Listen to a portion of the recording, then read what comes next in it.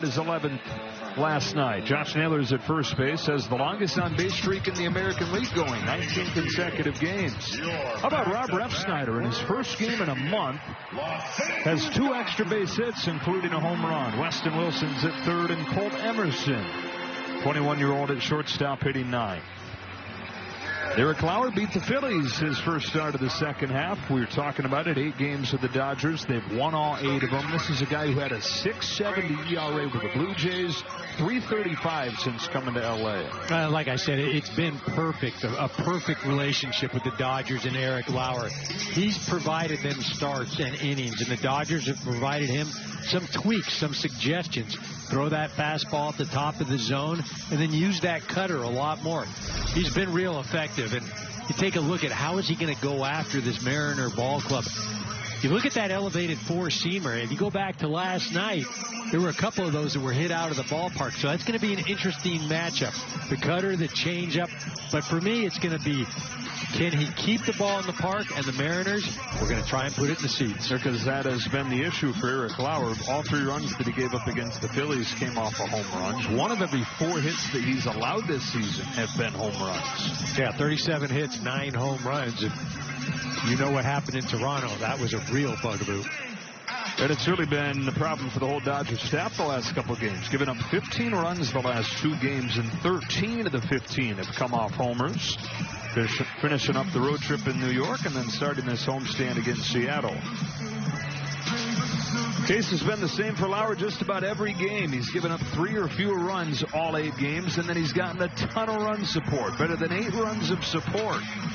Got him 9 against the Phillies last week to get that victory. So 7-6 win for Seattle last night. First time they'd won here at Dodger Stadium since 2009 when they beat Hiroki Kuroda.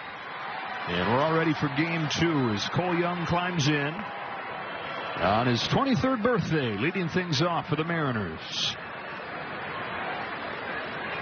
Left-hander against left-hander, off we go. And it is a high fastball, and it is a swing. Lauer throws a lot of them, and the Mariners love to swing. Strike 1.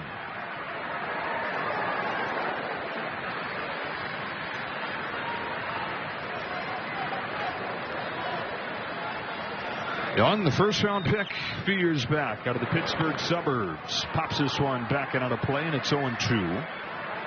Second season in the major leagues, kind of fizzled out at the end of his first year and wasn't really part of their postseason run. But this season, he's been their best clutch hitter, way more power than they expected that he would hit for. And he's been the best defensive second baseman in the American League.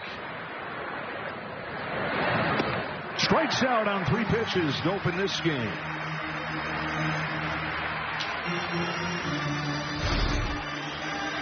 So the first 2 pitches are elevated fastballs. Then he goes to the slider. And the slider last night found its way in the seats a few times. So I was wondering, is he going to go to the slider a lot this evening?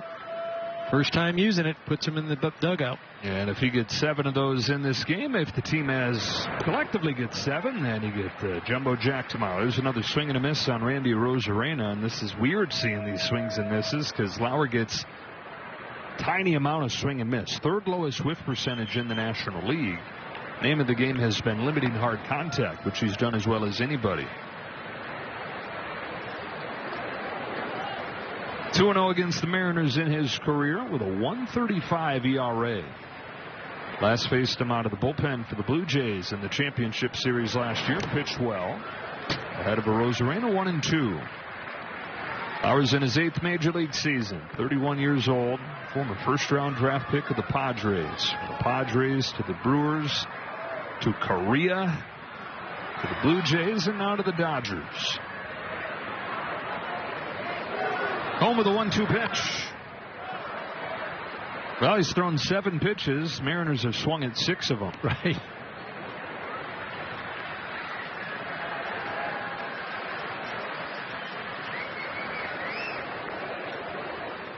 Randy's got a scowl. The Cuban Rocket, Randy Arozarena.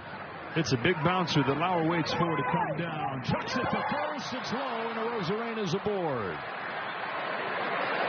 Been hung in the air forever, and Arozarena with good speed Force him to hurry it up a little bit. Yeah, a lot going on over there at first base, too. Freddie trying to scoop it. Randy's helmet falling off and getting in the same vicinity as that throw. Take a look at this right now. See that helmet's off and it's bouncing around. And not sure that it made any difference.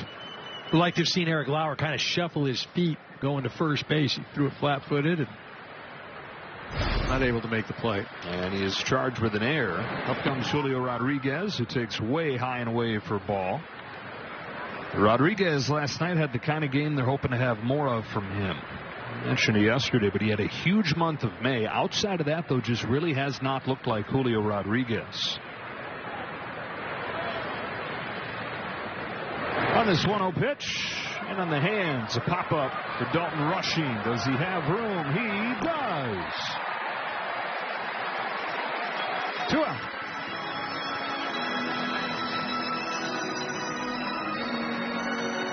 Well, it's not been Rodriguez. It's not been Raleigh. It's been Dominic Canzone that has led the way in the power category. Not 1, but 2 home runs last night, and now a team-leading 18 for the year.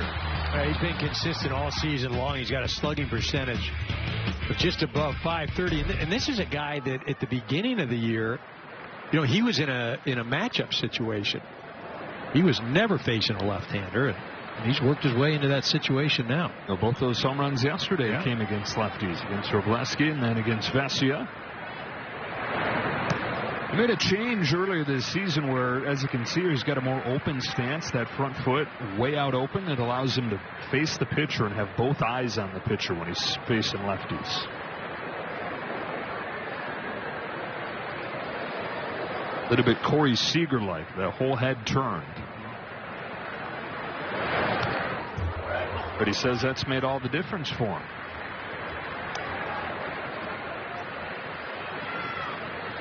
Well, it would make sense. And anytime you do something like that and then you have success, then it really doesn't matter, because that's half the battle. It is just believing that you can do it. And somebody telling you is different than actually going out and doing it. Yeah, he said confidence-wise, he's in a totally different place than he ever has been facing lefties. And before, he was hardly doing it, so it'd be like, I'm going up there, nobody thinks that I have a chance, and heck, I probably don't. Good lead for Rosarena, who's got 19 stolen bases this year. Jumping around, Lauer comes home.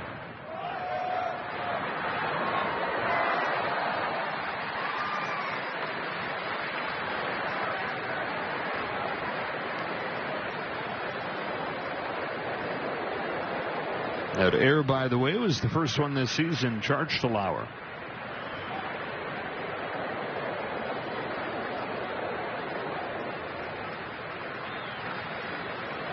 Comes home with another 0-2, actually a toss over. Keeping Randy honest. Just an indication of Seattle's approach this evening. Eric has thrown 6 four-seamers tonight. All 6 Mariners have offered up. Same approach they had last night against Robleski. Ready for that high fastball. Rosarena runs. Throw from Rushing, not in time. And there's stolen base number 20 for Randy Rosarena.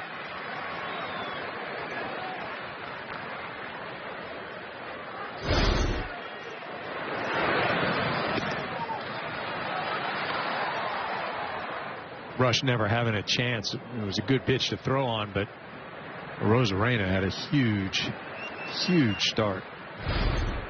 Looking pretty runnerish over there the whole at bat. So he's into scoring position with 2 away, and Lauer comes home with a 1-2. Canzone flips it foul. Yeah, we'll do it again.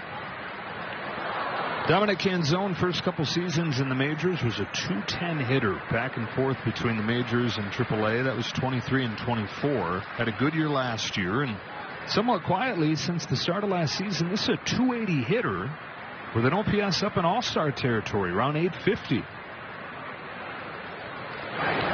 And he gets hit by this 2-strike pitch.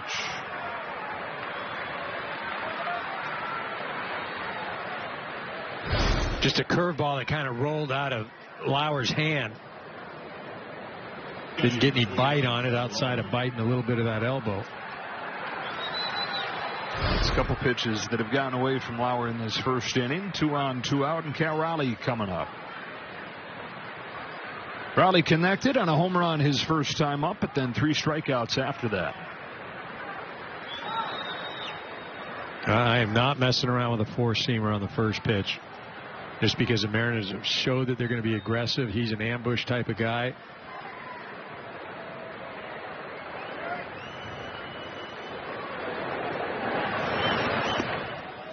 And he doesn't. It's curveball that misses. This is Raleigh's 11. He didn't waste any time last night. Again, that's got to be just exciting for Seattle to see. Just something to build on, because it's one thing to say, well, he's due and he's going to do it just because he did it last year, because there haven't been a lot of things when you look at the metrics or how he's hit the ball, how he's swinging it in zone versus out of zone. Nothing to indicate that it's right around the corner. But when you see something like that, say, okay, well, maybe that'll jumpstart him. He said after the game, he said, I'm not saying everything's fixed, but it sure is nice to have that feeling again, and then have a night like that for the team, where they thought there would be a lot more nights like that this year. But to your point, everything's been backwards this year. He's swinging at strikes less. He's swinging at balls more. And the batted ball quality, the biggest drop of anybody in baseball. Biggest issue has been against fastballs. He was plus 16 when you're looking at run values against fastballs last year, minus 14 this year. And it is a fastball by him, 94 there. Lauer feeling froggy, 1-1.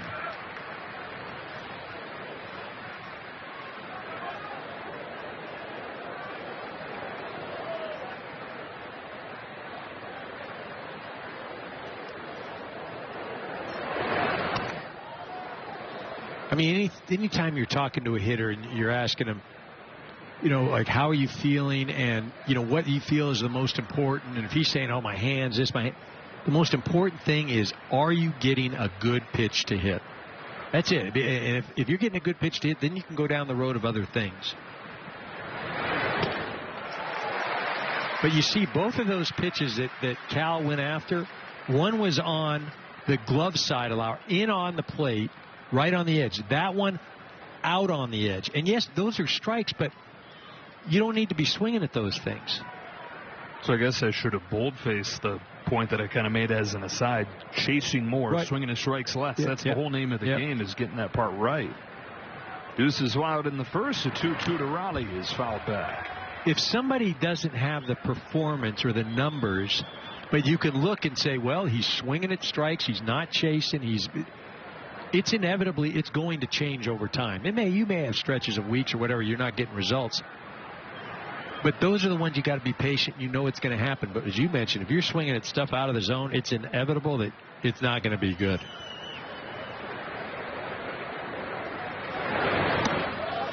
Lauer misses too badly right here to draw a swing, and it goes to 3-2. Runners to get a head start.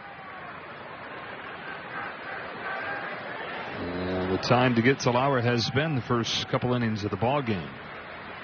Rosarena's at second. He reached on an error. Canzone at first after he was hit.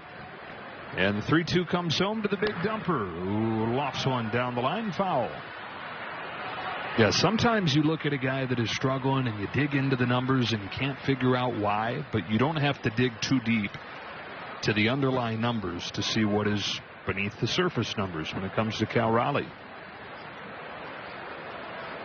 Other end of that spectrum, we're going to talk about Mookie Betts tonight, who similarly has had his numbers down, but you look and see the underlying numbers, and it's like, how is this happening?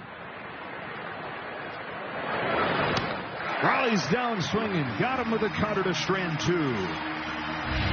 So a 0 put up by Lauer in this first inning. The Dodgers come to bat with Ohtani to lead off when you come back. Yeah! Here come the Dodgers with this lineup presented by your SoCal Helpful Honda dealers. It's Ohtani, the leadoff for the Dodgers. Started last night's game with a home run. Andy Pages follows, and then Freddie Freeman and Max Muncy. Tommy Edmonds up to 5. Mookie Betts down to 6, the lowest that he's hit in the order since 2015. Tucker, Teoscar Hernandez, and Dalton Rushing to round things out against Emerson Hancock of the Mariners. 6th overall pick a few years back and forth between the major leagues and the minors, and really struggled first couple of years, but he's put it all together this year. One of the top 10 pitchers in the American League. Yeah, you take a look at that ERA, and it's sparkling, just a bit over 3. Opponent's average only hitting .209. And he's one of those guys that is benefited from this 6-man rotation too. When he gets 6+ days, he's been awesome. 1.21 ERA, but this is a 5-day start, and it hasn't been as good. Wings a fastball in there to Ohtani for a strike, and this arsenal is totally different than what it used to be. More the 4-seam, more the sweeper, more the cutter, and all those pitches below 200. Used to be pretty much sinker changeup, but after a couple of years of having an ERA around 5, he said this offseason, I'm sick of being that guy. I'm sick of being the guy on the yo-yo between AAA and the majors and then struggling when I get up. I'm going to make real changes. So he changed a few things. He changed the arm angle. You can see that it's really low now. And he completely overhauled the arsenal. Head of Ohtani 0-2. And this is fouled off. Yeah, he's throwing the fastball more this year, too. And for whatever reason, it's been much more effective. Throwing it more towards the top of the zone. He's throwing the sweeper more in the cutter. The sinker, not as much. And that hasn't been a great pitch for him. But you mentioned it, just the pitch sequencing and that fastball up in the zone. Ohtani sends a warning shout down there into the dugout. Hopefully sound travels faster than the ball.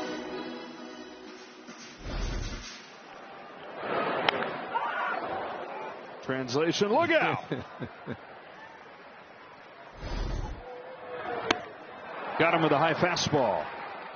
And there is the pitch that he has turned to more this season. Opponent's hitting just 176 against it. Sinker and the changeup nice, but he said, I need something that gets more swing and miss, and this has been a great source of it for him. And if you look at it metrically, there's not anything that really jumps out as far as carry or spin rate or anything. But you mentioned that the arm angle, he's dropped down a little bit more, so the optics may be a bit different for a hitter. Andy Pages takes outside for a ball.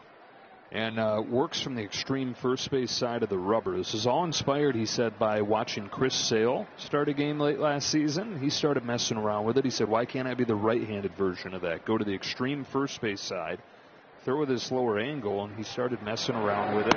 And he found that it actually feels a little more natural to him. Makes him feel, he says, more athletic. So what's that do as a hitter, from a hitter's standpoint, with that upshoot fastball? Well, again, it almost looks like you're throwing uphill and everything, and the ball is, it looks like it's rising. Is it really rising? No, it's not rising. But it's harder to get on top of it because naturally you're swinging, trying to go through the ball, maybe even a bit underneath it, especially nowadays. And so you've really got to focus on a four-seamer. I got to hit the top part of the ball.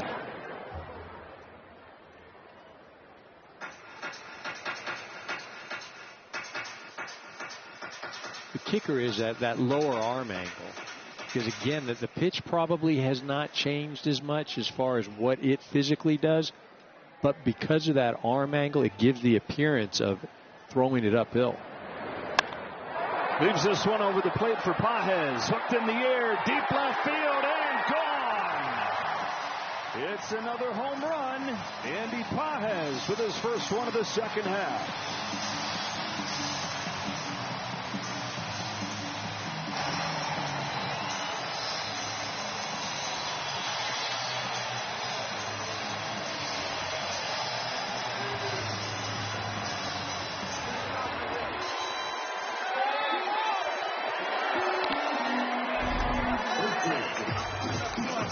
That's a sweeper right there, and that thing just kind of hung.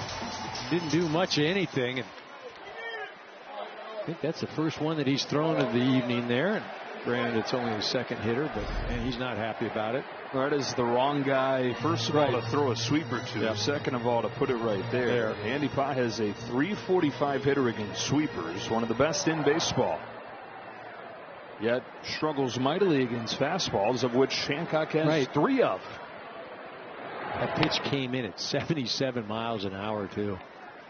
Went out a lot faster. Yes, it did. So the Dodgers on the board first. Freddie Freeman ahead in the count 2-0.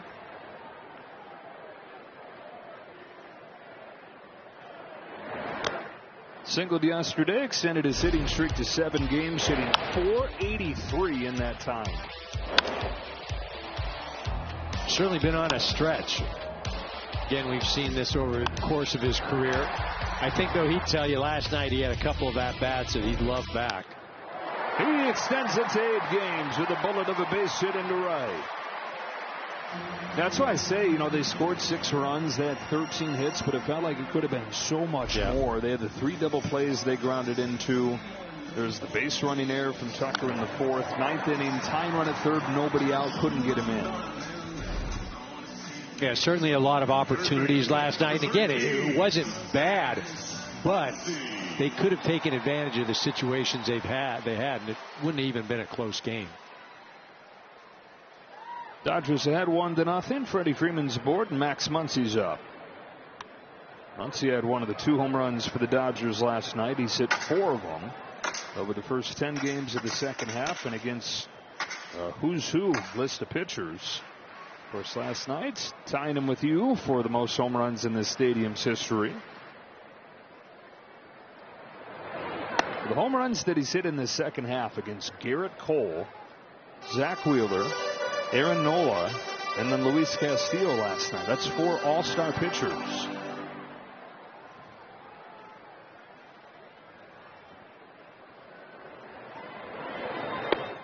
And all of them, by the way, go-ahead home runs. Yeah, that's what I was going to say, that the magnitude of the home runs and when they happened as far as the score of the ball game have all been impactful. Max on a stretch right now where he's getting it in the air. It's going out. And then he also had that walk in the 9th inning against Andres Munoz, who's throwing 103 and then breaking sliders off at 88.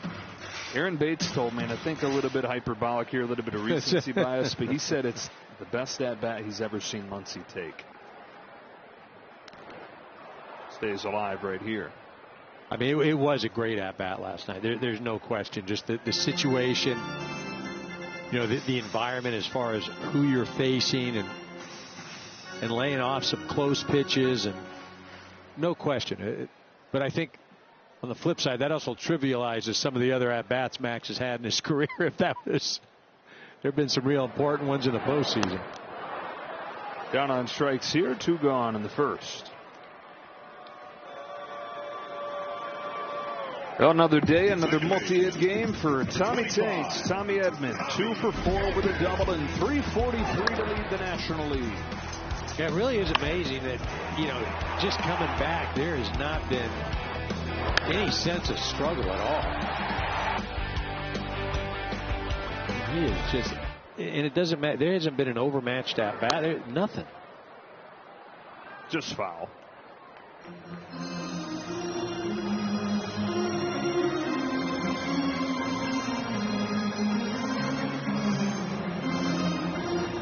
Making it tough on other guys that come back after being on the IL. Yeah.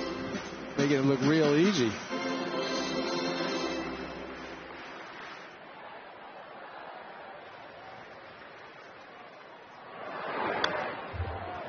Down 0-2. Hancock with a chance to get 3 strikeouts in this first inning. Well, the Mariners trying to win every game they can, of course. 53 and 55, 2.5 back in the division, and so want Emerson Hancock to pitch well for that simple reason. But they also have been floating him on the trade block, and it seems like, just reading between the lines, reading the headlines, there's a decent chance he will be traded. There's not many great options out there, and so the Mariners, who have depth when it comes to starting pitching, could get a big return for this guy, who's under control for another 4 years after this one.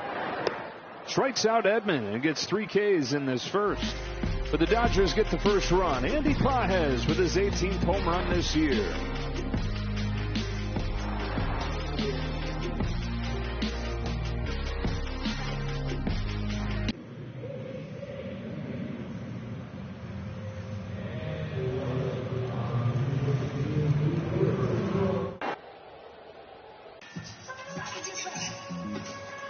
Andy Pages' home run has started the scoring in this ball game. We go to the second. And Josh Naylor leads off for the Mariners. See if Naylor picks up where they left off in that first inning. Uber aggressive. Lauer threw 24 pitches, and the Mariners swung at 16 of them. Average across the league's below 50%. Naylor's got the longest on-base streak going in the American League. 19 consecutive games as he's gotten his season rolling a little bit. Disappointing first few months in the first year with his 5-year extension. Came over last year at the deadline. This is the kind of guy who you typically don't like him very much. He's on the other team, but the Mariners talk about the edge that he brought inside their clubhouse, the intensity. Something they were looking for as they tried to get a jolt at the deadline last year. He provided that. I think if anything, you look at what surprised me, the 8 home runs. Thought that the power would be more. And not to say there's still 2 months to go. Doing his thing on the bases. It's another one. 21 stolen bases, which you're not thinking of that if you just take a glance. Chopper to second for Tommy Edman. He's the second slowest runner in baseball. Only Alejandro Kirk is slower. Yet over the last 2 years, Josh Naylor is 50 out of 56 in stolen bases. He's tied with Ellie De La Cruz for 10th in the majors. Yeah, literally, that guy becomes invisible when he's on the base paths because there's no explanation. Putting the Harry Potter cloak on. Right. Jerry Dipoto said he has as high of a baseball IQ as anybody he's ever been around, that he sees everything. And so any little edge he can find in the running game, he exposes. Ball on Rob Refsnyder. IQ, it's something, but man, that's a lot to make up for being the slowest guy in the league.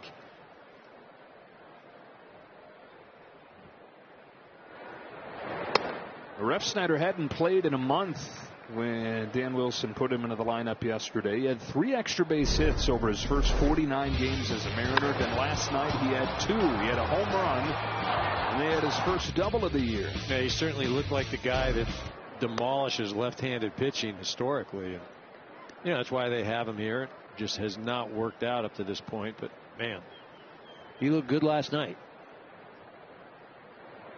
Said that during that month he was rehabbing his knee, but he was also rehabbing his swing, and it was like a daily science project.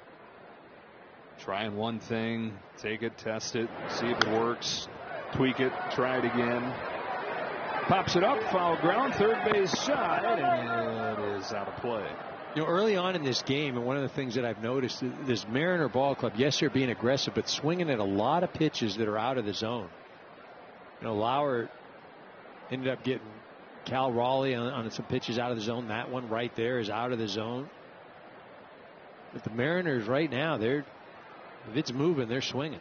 Talking to some people around the Dodgers, that's what they were lamenting about yesterday. This is always an aggressive team. We threw them too many strikes, they were saying.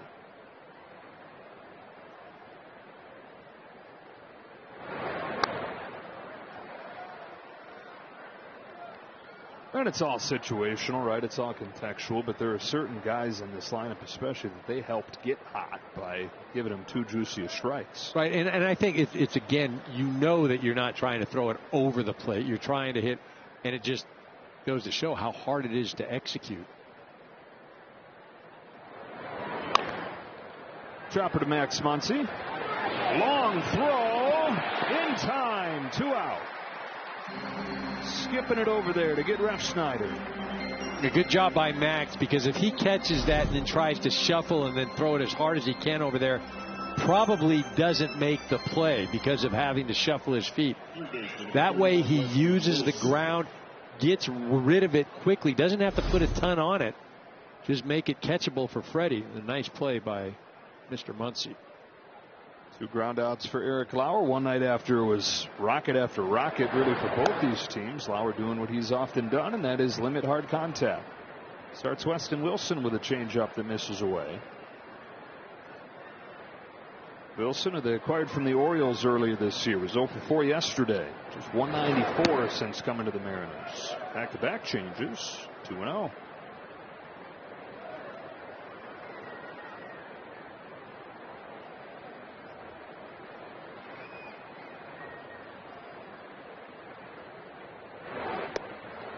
Wilson was a 17th round draft pick. 6 seasons in the Brewers organization, didn't make it. That's not a surprise when he was 17th round pick. They released him, signed with the Phillies, made it to the majors just before turning 29, and hit a home run in his very first at bat. Pokes this one to second, might have cracked his bat in the process, and 3 ground ball outs for Eric Lauer in the second.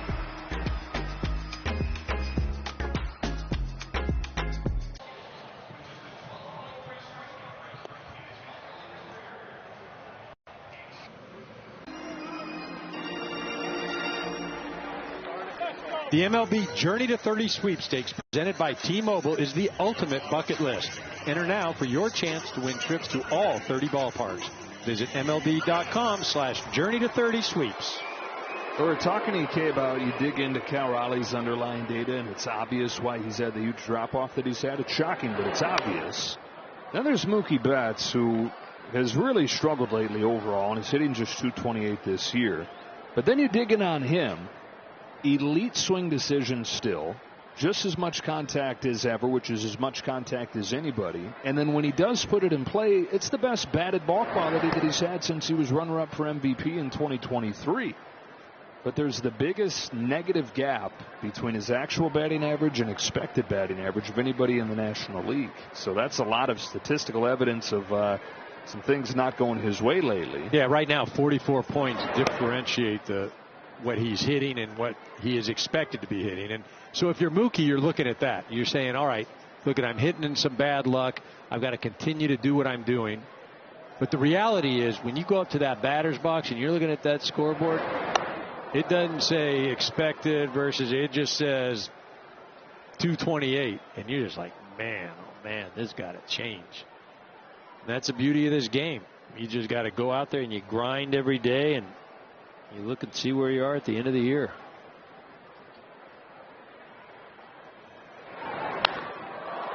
Flies it to center field for Julio Rodriguez. And the first out of the second. Oh, we get a word from Cerritos Auto Square. A car is not a sweater. Drive it before you buy it. Cerritos Auto Square. 24 dealerships, 1 square. O'Kyle Tucker yesterday with a base hit and the walk. He's reached base 8 times in his last 4 games. Talking about it in New York, he felt like he had fixed the lower half. He'd shortened his stride that had gotten a little bit out of control. And now working on that bad path, and feels like he's getting closer and closer to the right one. The evidence of the home runs in New York is good, and good validation of the work that he's been putting in. I mean, at the end of the day, when you're in that box, you just want to feel smooth. You want to feel in sync. You want to feel comfortable. And all those sort of things can be influenced by, you know, hey, I moved my hands here, or I tweaked this with my stance, or whatever. But at the end of the day, it's about this feeling of just, it's a smooth swing. Everything feels easy and comfortable. Hit hard up the middle, might have been slowed down there by Hancock on the mound, and Emerson will throw him out. Like it flows out of you? It flows out of you. So again, hey, lower your hands a little bit. Okay, I lowered my hands. But what that did is that now allowed me, wow, I feel a lot smoother swinging through the zone. So yes, what was it? I moved my hands down. But it's finding that feeling where everything is in sync. And that's what you're searching for on the mound. That's what you're searching for in the batter's box. Oscar Hernandez, a 2-away, takes a strike. It's that flow state, right? It is. I mean, it really is. It's like Sean Green wrote a book called The Zen of Hitting. And that's what it's all about. And I know it's not tangible, and it's not like, oh, okay, put my hands here and put my feet here, and this is how I go hit. But that's exactly the point. But you do those things to get to that state. Slide out center field, and a 1-2-3 inning for Hancock.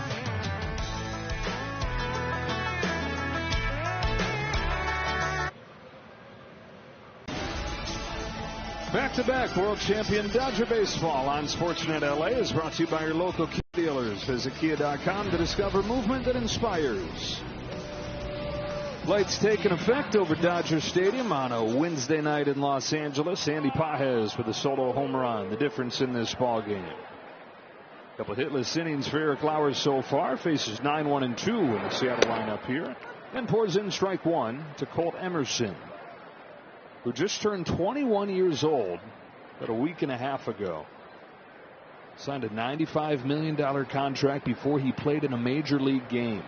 Less than 3 years removed from high school. Out of Zanesville, Ohio, outside of Columbus. First round draft pick 2023. They signed him to that contract this spring, and then he came up when Brendan Donovan got hurt and has learned on the job. And an 0-2 from Lauer. Checks a swing on strike three.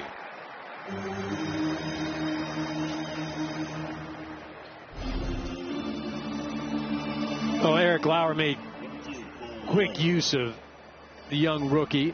Again, making that pitch just outer part of the zone, low and away. Not much you could do with that. Already the third one for Lauer, 4 away from the Dodgers, getting you Jumbo Jacks. Back to the top of the order, and Cole Young. Struck out on 3 pitches to start the game. Here he takes ball 1.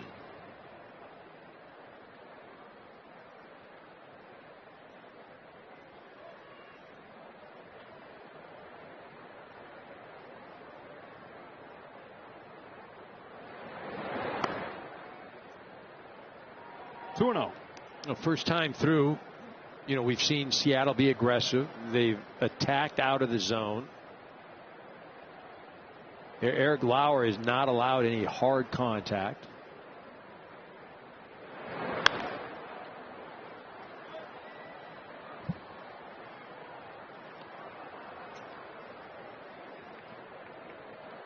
Boy, Randy Arozarena is getting himself a great angle at Eric Lauer. He's in the box. He's so close. Left-handed too. He's in our camera shot. Chopper towards the middle. Mookie Betts can't get there, and that's a base hit for Young. First hit of the day for the Mariners. Randy Arozarena takes 2 steps, and he's in the batter's box.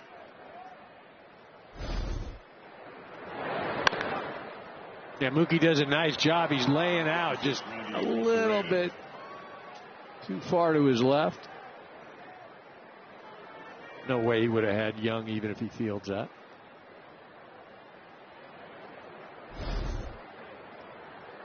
So brings Arozarena up. He reached on an error his first time. Randy's been Seattle's best hitter this season, .281. Although hitless so far in these 2 games.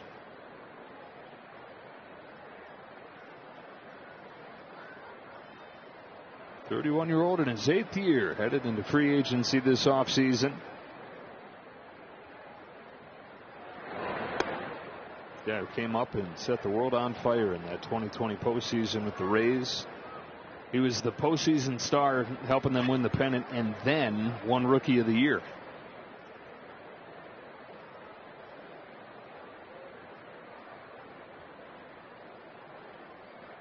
On a 2-0 from Lauer, Arozarena grounds it off himself foul. And you see that's a 2-0 pitch right there, and again that's out of the zone. And Seattle, what do? They offer at it. And that's the thing that the Dodgers have to recognize that, and I'm sure they do. Just stay out of home plate. Just pitch around it until they show you that they're going to be disciplined enough to stay off of those pitches. That's a 2-0 pitch right there, and you go after it as a hitter. It's not a strike. Now 2-1. And well-placed changeup. Seeing a lot of the changeup and a lot of the cutter today. See here, take a look at some of the pitches that they're going to offer at tonight. I mean, it's Arozarena just went after that one, and it wasn't a strike. It wasn't a good pitch to hit. He's offered it 2 right now, and now the count's 2-2. So hopefully they continue to stay off of the plate here. Made a great pitch to get him with a cutter. Randy Arozarena, one of the worst challengers in baseball. He's 37% success rate. Well, he's going to build on it. Yeah, he's going to build on it, right? ABS powered by T-Mobile. The Coles confirmed Seattle has 1 challenge remaining. So back in the old days, if he would have been barking, what the umpire would have said is like, How do you know the strike zone? Because you just swung at 2 pitches that weren't over the plate. So don't tell me about the strike zone. That's a crazy thing. He swung at 2 pitches out of the zone and then didn't like that one, and that's the one that was a strike. So the 4th strikeout already for Eric Lauer. 2 out for Julio Rodriguez. Young was running with a pitch. He'll go back on strike 1. This is another one of the guys that I think the conversations we were saying we're having with Dodger people bummed about how yesterday went. Gave too many good pitches to hit because Rodriguez in a stretch where he is extra aggressive and chasing more. Well, Rodriguez, second at bat, the home run was an 0-2 pitch. But you got no business giving him anything near the strike zone.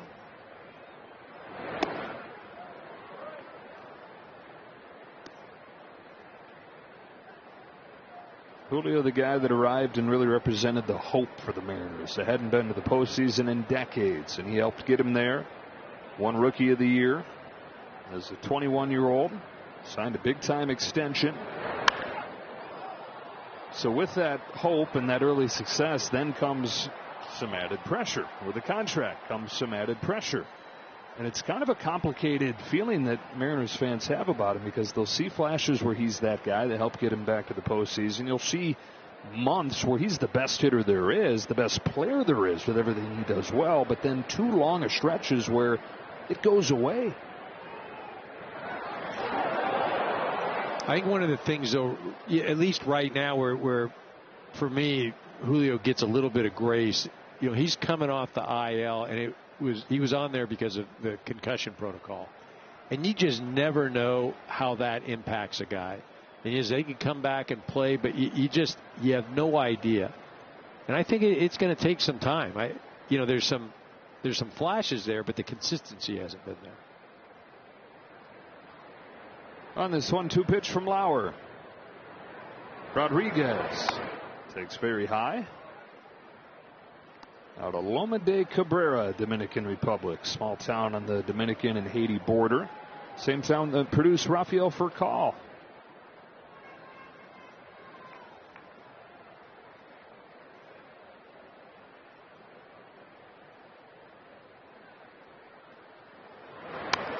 This offseason, he finished off overhauling what was the sandlot that he grew up playing baseball on. It's now a beautiful, modernized baseball field, artificial turf, lights, batting cages, all that stuff, stands. Got T-ball fields. There's a soccer field on the complex. And again, this is all just a big dirt patch that he grew up learning the game on in Loma de Cabrera. There goes the runner from first. They've got him picked off, and that's the inning. To the bottom of the 3rd we go. The Dodgers 1, the Mariners nothing.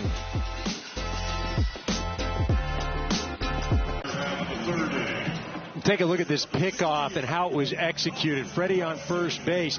Look at where he catches the ball. He's on the grass. He has cut the distance between the throw from Eric Lauer to him. Thus, he gets the ball quicker. Runner has no chance. A good, strong throw. All made possible because Freddie Freeman cut the distance. And helps with the angle, too, right? Oh, the angle is... The main thing is, yes, and the angle is important. The main thing, though, is not just standing there flat-footed waiting for the ball to get to you.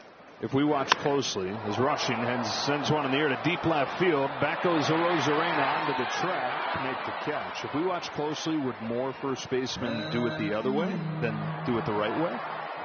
It's all over the map, right? And you also have to trust your pitcher because sometimes you're going towards the pitcher and that guy on the mound may not give you a good throw. And you have to know who's out there and who you can trust to make a good throw. One gone in this 3rd, and here's Ohtani, who struck out his first time.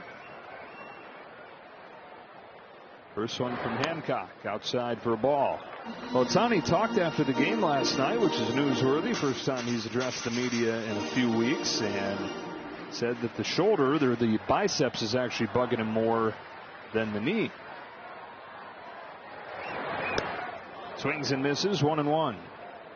A lot of talk about the knee, and that remains a problem for him when he's landing during the pitching, but they're going to wait until they're totally sure that he's clear and healthy with both those things before he pitches again.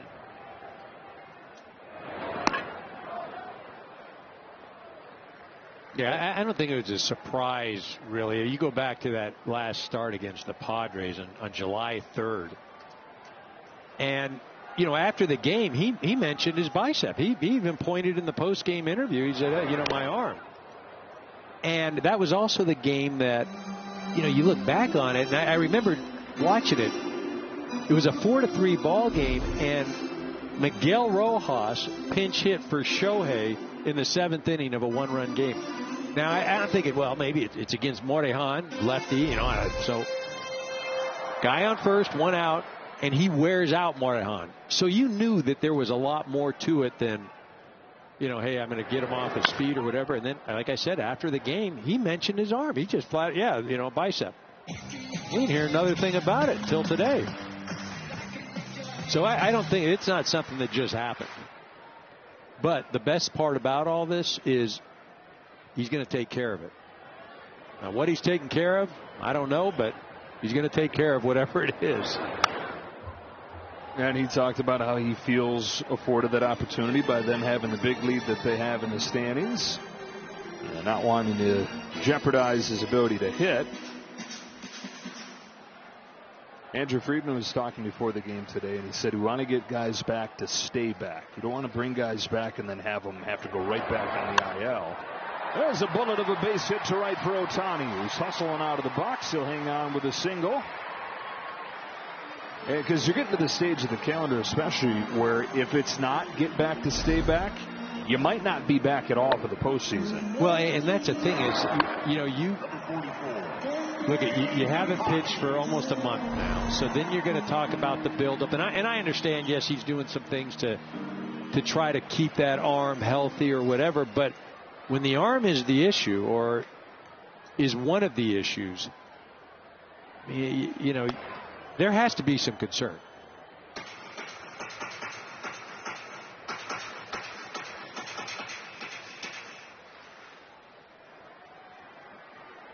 Andy Pages, the home run hitter. Takes inside, 1 ball, 1 strike. Tried to sneak a little 77-mile-an-hour sweeper to Andy Pages. They obviously hadn't been reading the scouting reports or what he's been doing all year long. And he didn't waste any time. Put that thing in the seats. There goes Ohtani, and it's swatted through the right side. A little run and hit. First and third for the Dodgers. Pages has his first multi-hit game of the second half. Well, certainly evident that biceps is not slowing down Shohei at all. You see him first going to third, and he is moving. Yeah, and he said the knee doesn't really bug him running either. Right. Just landing on that leg with the pitching. Continues to push it on the bases. Dodgers have him at first and third, and Freddie Freeman at the plate. Singled his first time to extend his hitting streak to 8 games. Just a touch under 500 in that time. And just going back, you know, Andy put one in the seats in the left field side, and then now just shoots a ball to right. Really good to see. Freeman breaks his bat, a little teardrop left side, smothered by Wilson, sort of. Ohtani's in to score, 2-0.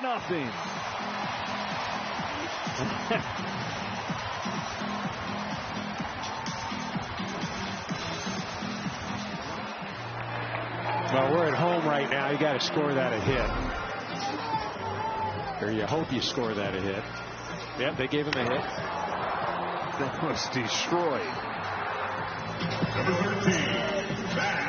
I mean, that thing just had so much spin on it that, you know, Wilson didn't know whether to stay on his feet, whether to try and just tackle the ball, whatever it was. But Freddie gets an RBI and a base hit.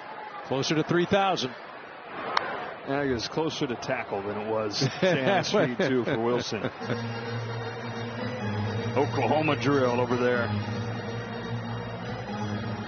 Mariners have not been a good defensive team, which to me was surprising to look at and see, because you figure with a team that's built on its pitching, a lot of times complementary to that is good defense.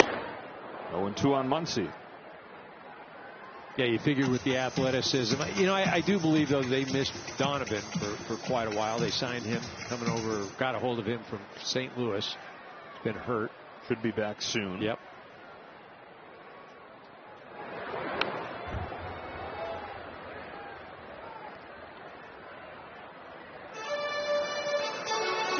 the stars delivering at the top of the order for the Dodgers in this game. Ohtani, Pages, and Freeman together, 5 for 6. Pages at second, Freeman at first. And an 0-2 to Muncy, misses for ball. It's already 50 pitches for Emerson Hancock.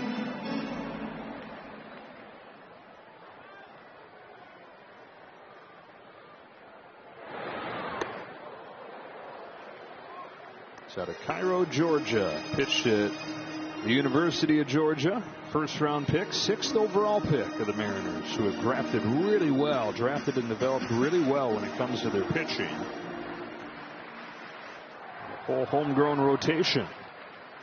The addition of Luis Castillo being the final piece of that a couple years ago. This is poked to left center field. Rosarina is there to catch it. Pages tags, started to go and then hung on.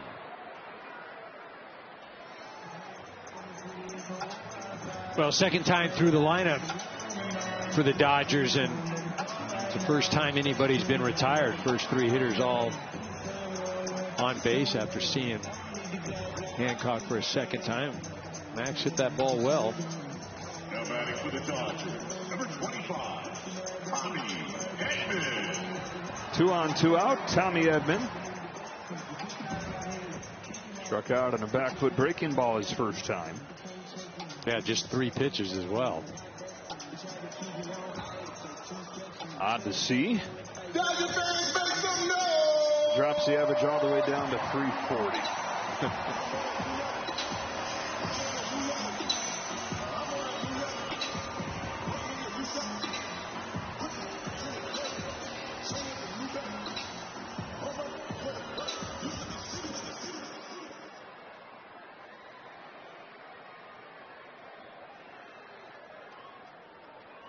First pitch to Edman is sprayed foul. And he's continued to be uber aggressive first pitch. I was talking to him about it today, and he said it's actually a focus that the Dodgers asked him to have as soon as they got him from St. Louis. As one of the things they pointed out they thought he could improve at, that he was too passive on the first pitch and then was 0-1 way more often than he needed to be, and that was leading him to be extra aggressive after that. So the last couple of years he's been making it a point to be ready to hit first pitch. And then he said this year, coming off of the injured list, it's as if pitchers have said, you got to prove it to us that you're ready to hit. And guys have just been attacking him with a bunch of pitches right down the middle. This is a fair ball. Naylor feeds Hancock, who steps on the bag to end the inning. Dodgers make it 2-0, bringing a smile to Freddie Freeman's face with an infield hit.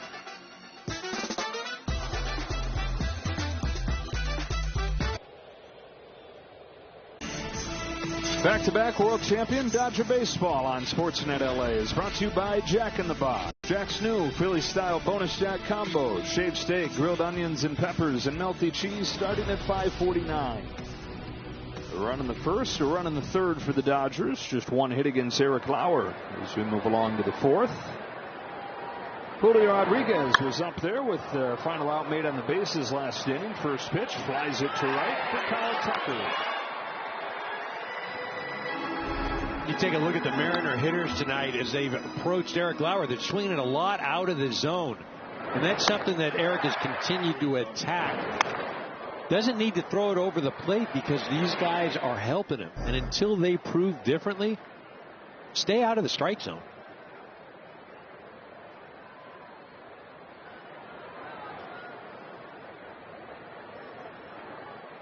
Take a look at those numbers right there. That chase percentage, 24th in all of baseball.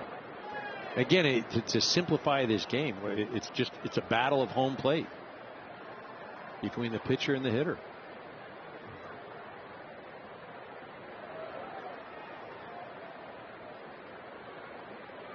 Dominic Canzone inside corner, 1-1.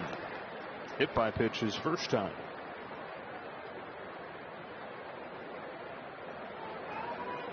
Canzone out of Ohio State.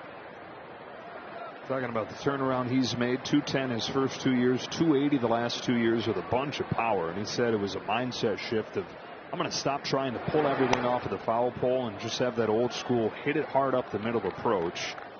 Funny thing happens, a lot of times you hear guys do that and they still have the power. They still have the home runs off of the foul pole. He's near the top of the exit velocity and hard hit rate leaderboards. Think about Max Muncy coming into the year saying, I'm going to trade out some of the power to hit a few more line drives, collect a few more hits. Well, the power numbers are the best those have been in years.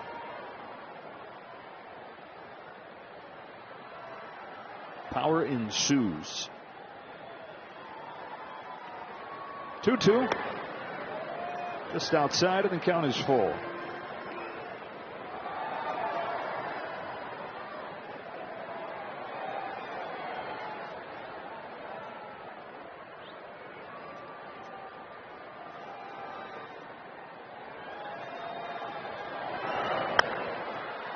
Way up there. Tucker waits for it to come down. He's got it 2 away. And here's Carrali. Take a look at his last at bat and how they went after him. They stayed out of the zone, and there he offers it a pitch right on the edge. And again, a little bit out of the zone, and let's put him away here with out of the zone there. And again, you didn't leave many pitches over the big part of the plate. And that's what pitching is. I mean, you can throw strikes all day long, but what is the quality of those strikes?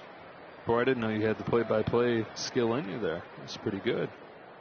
Out of the zone, and then out of the zone. Did you see that? I mean, man, the creativity, the diversity of language. I know. I mean, you'd think I was Twain.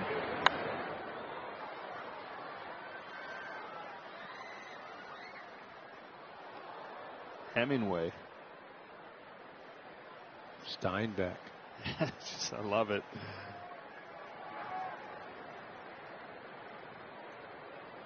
Tolkien.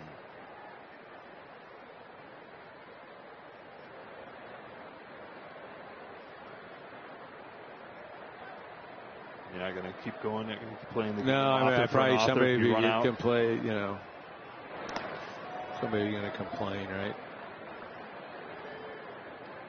That you said the wrong author? No, that we're talking about authors. Oh, and, you okay. know, it's a baseball game. If I wanted to go down to the poetry reading, I'd have gone to the bookstore.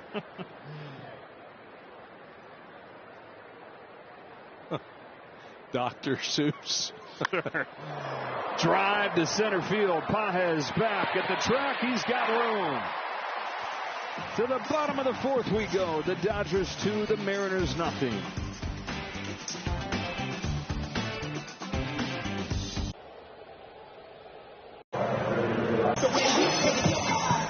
The first 40,000 fans on August 10th will take home a Max Muncy Game 7 home run bobblehead presented by AM/PM. For tickets, visit Dodgers.com/promotions. You could have made a whole promotional calendar of giveaways from that Game 7. Sit down and watch it and come up with idea after idea. Mookie Betts to lead off the bottom of the 4th. Gave away the Mookie last out bobblehead. Jump throw and the double play.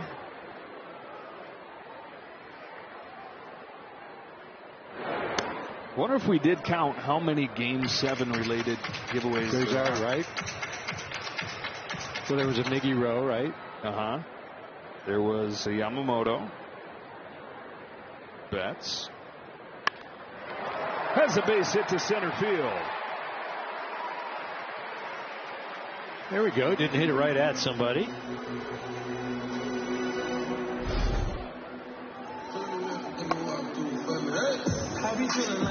Ball came off the bat at 105. It was a sinker.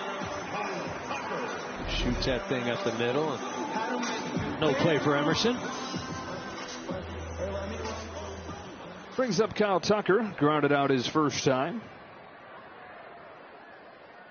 On base 8 times his last 4 games. Soiled a little bit last night by the base running issue where he was being waved home and stopped at 3rd.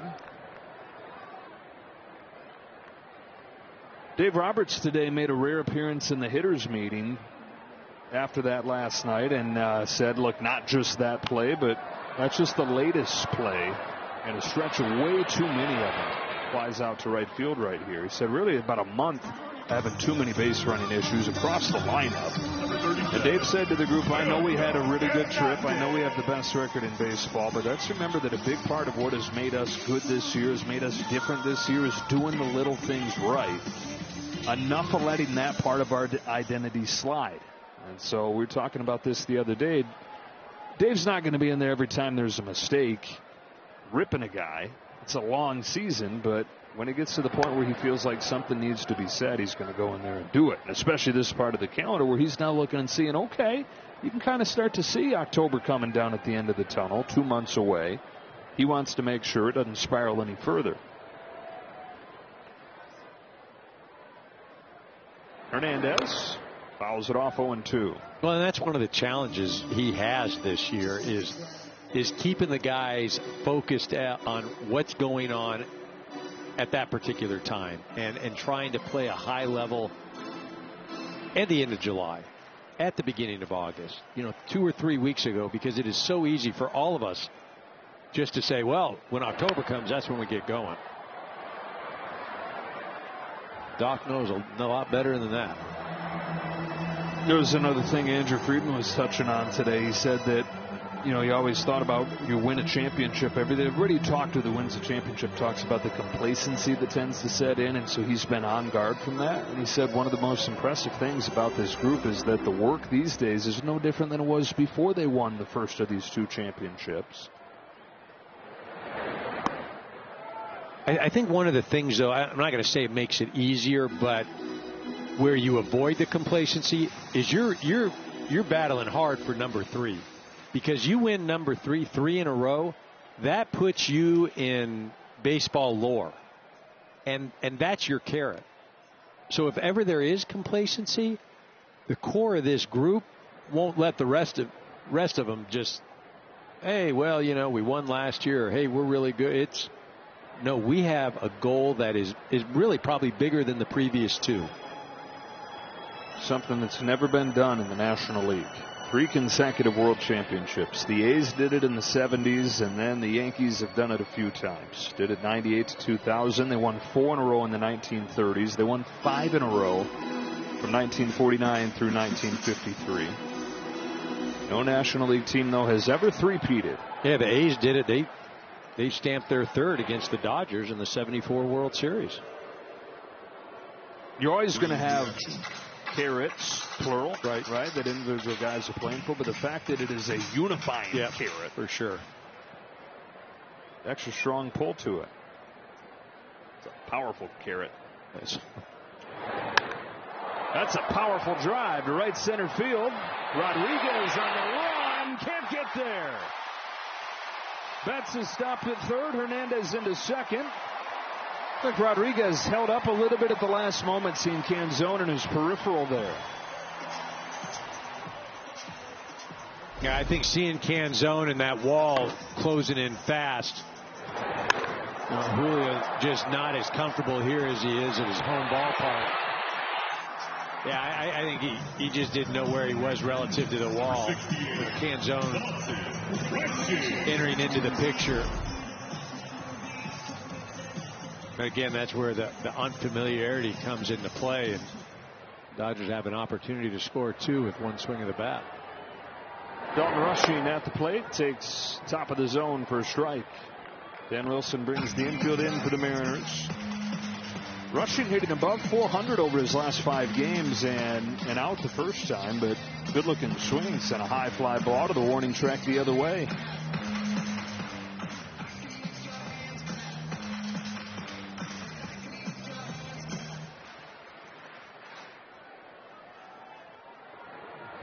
Hancock got rid of his pitch count there.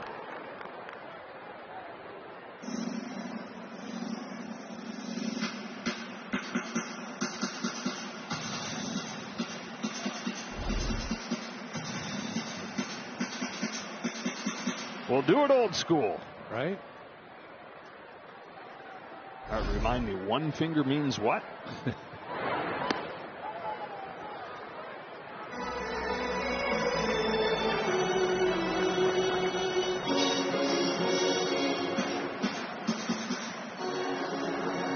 That's at 3rd. Hernandez at 2nd.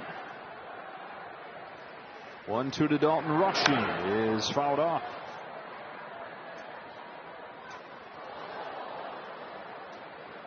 Russia's got to really focus on seeing the ball down right now. Hancock showing that he wants to try to put him away with something hard, either at the top of the zone or out of the zone high. Backdoor strike 3. What a pitch. So it's up to Shohei Ohtani at the top of the Dodge order that has been awesome in this game. Performance Spotlight sponsored by your Southern California Nissan dealers. Ohtani, Pages, and Freeman together 5 out of 6.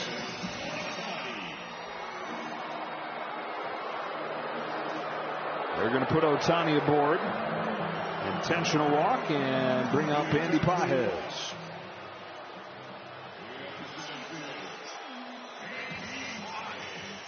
Who has his first home run and his first multi-hit game of the second half tonight.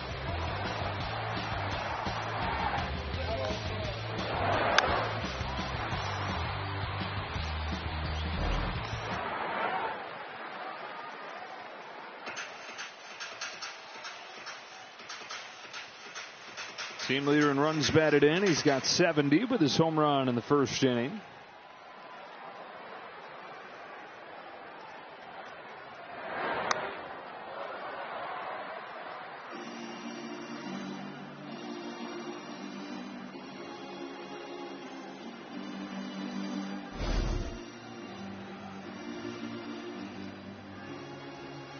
And slipped off of the bat there.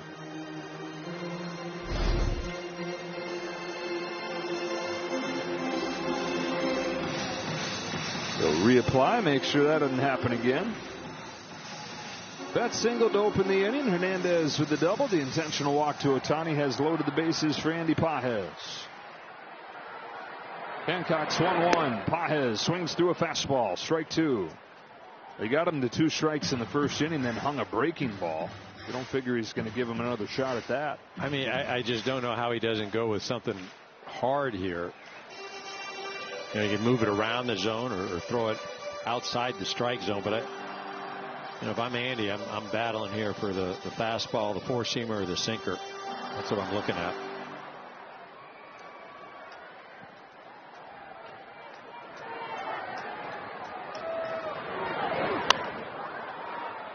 Stuck with a fastball, fouled off. Yeah, you saw that. Raleigh wanted it up in the zone, and Hancock left that down where Andy could get to it. Dodgers have had 25 base runners this series and only 8 runs. I mean, it's been traffic galore. Threw a sweeper. Whoa, backed up. Good catch. But how do you even throw that, right? I mean,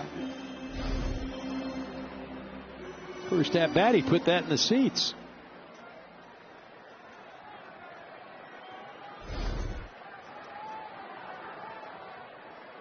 So they're still using pitch count. I don't know what that was he threw away then.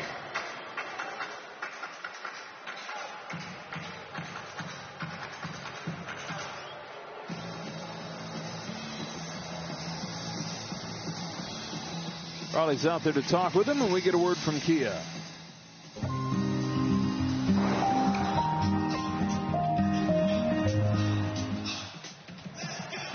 Raleigh, the team captain, pretty much every team he's ever been on. Coach's son. Dad always emphasized the importance of leading the staff. Yeah, it's great to be a hitter. Those 60 home runs are awesome, but the priority's always got to be taking care of your pitchers.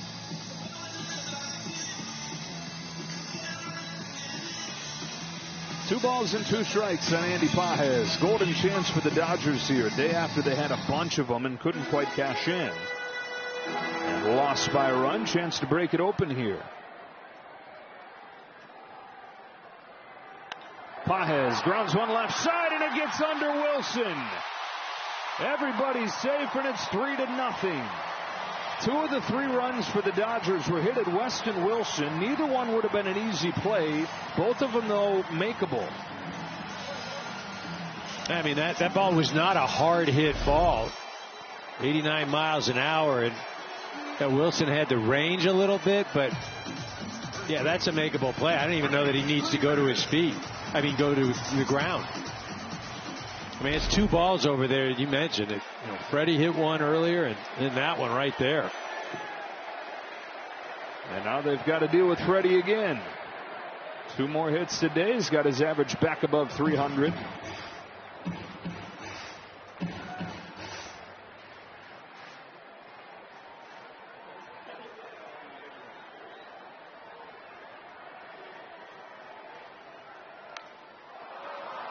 Pops it up. Left side of the diamond for Colt Emerson. He's got it, and that's the inning. But the Dodgers, for the 3rd time in the first 4 innings, tally a run, 3-0.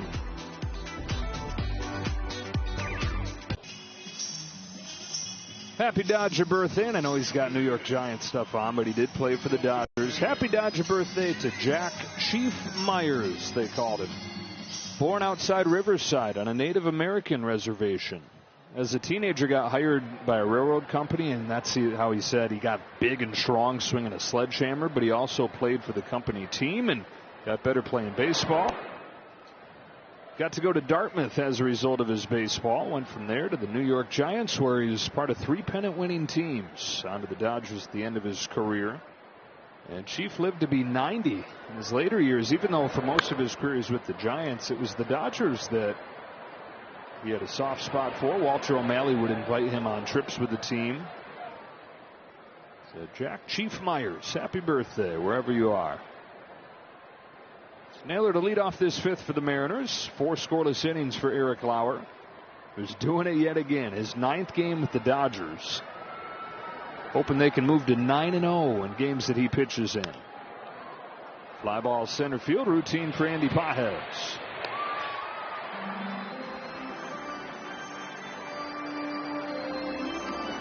It's another ball out of the zone. Elevated, and Naylor going after it.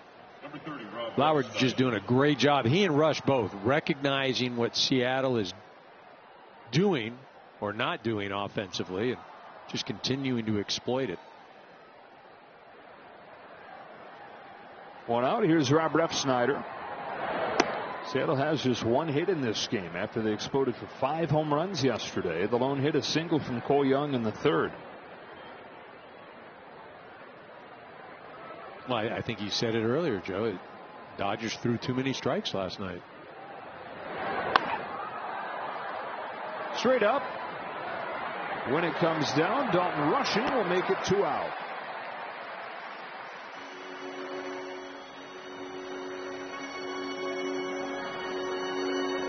As a team hits .230, 2nd lowest on base percentage in the American League. So they have needed the home runs to win games.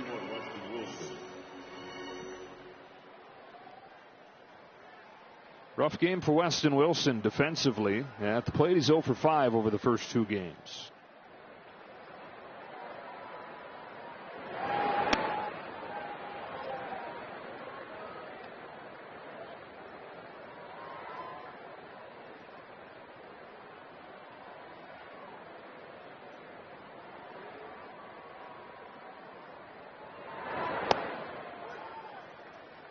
Wilson, a really good fastball hitter, has not hit the other stuff though. 290 against hard stuff, 138 against everything else. Got a change up right there.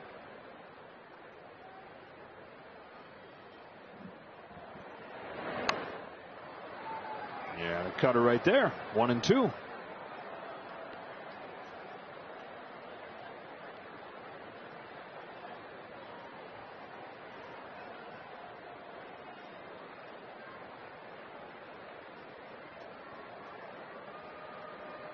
The way that first inning started, right? 24 pitches. You didn't know what Lauer was going to do, but has really settled in and again kept these guys just off balance.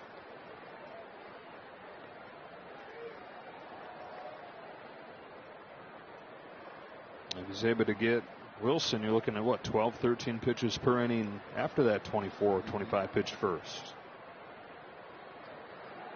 Here comes to the 2-2. Wilson fouls it off. We'll do it again.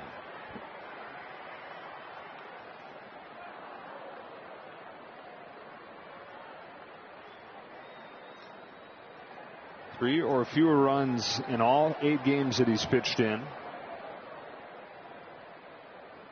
6+ innings in 5 of the 8. Soft bouncing ball to Mookie Betts. And another 1-2-3 inning for Eric Lauer. We're halfway home in a 3-0 game.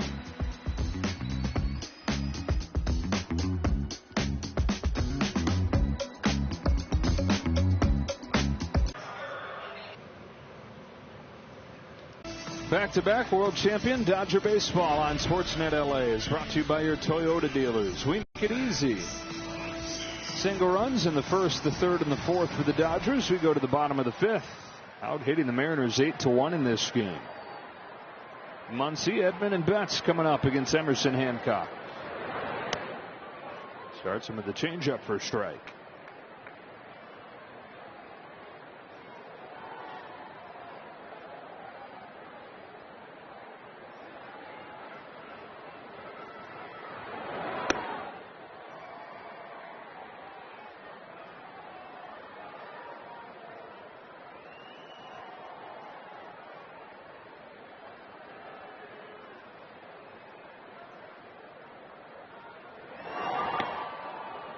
Well, Blake Snell had his latest rehab start tonight, 4 innings in A ball, and struck out 9 over those 4 innings.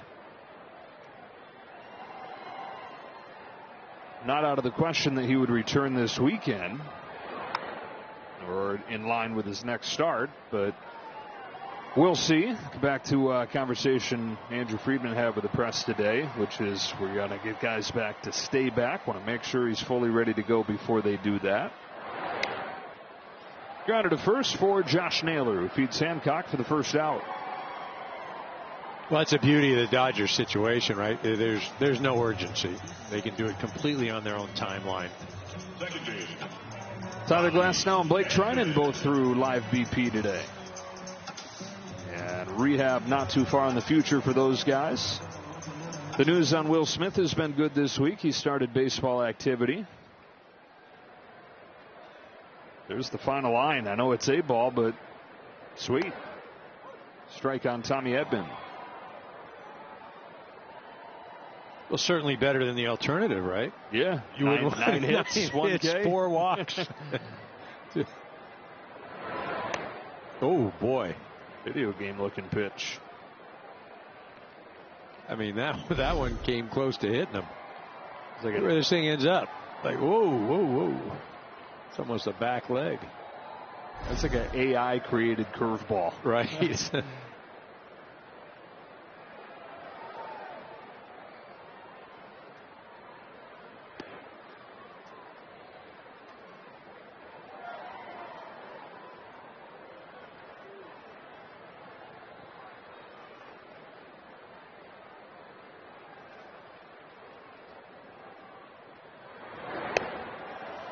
Paints a fastball to the outside corner, 2 away. Emerson Hancock's been a guy they've really been able to count on. We talked about it coming in, top 10 in the American League in ERA. This is only the 6th time out of his 20 starts that he's given up more than 2 runs. And without some bad luck, some bad defense, it's not going to be 3 runs. So he remains a guy that a lot of teams are going to be calling about going into Monday's deadline.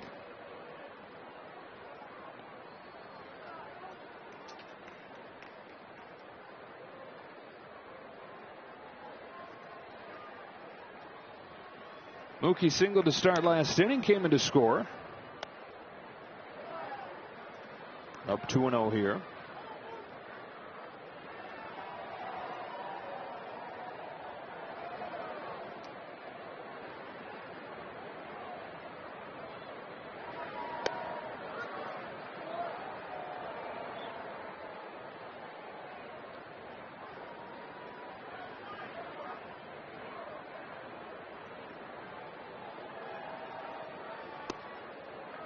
Three and one.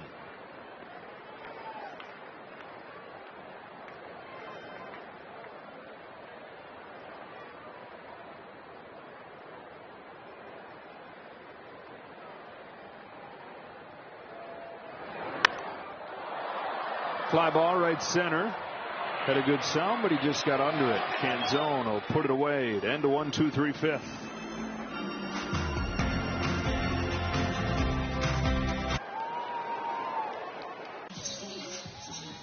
With the purchase of a special ticket pack, receive an exclusive Guatemalan Heritage Night jersey tomorrow. Visit Dodgers.com/promotions for more information. Well, Eric Lauer has been steady Eddie since coming to the Dodgers, but this might be his best start yet. 5 innings, just 1 hit. Upstairs at the first pitch to the 9-hitter Cole Emerson.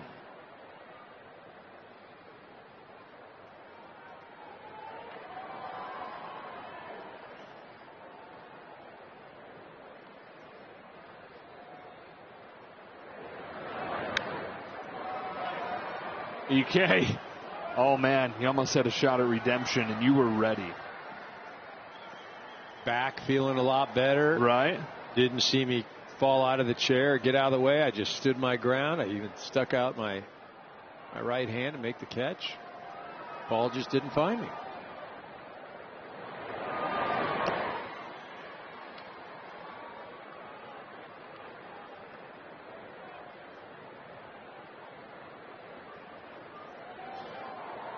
Just glad you didn't try to go meet the ball like Freddie did on the pickoff throw. That would have been bad news. That wouldn't have gone well. High fly to left field for Tasker Hernandez. And Cole Emerson, the first out of the 6th. So Eric Lauer continuing his trend this evening. You can hear in the old scorebook, he has retired every leadoff hitter so far. 6 for 6. Second baseman Cole Young. The guy coming up here, and Cole Young is the only one that has a hit against him. Since that base hit in the 3rd inning, he's retired 8 straight.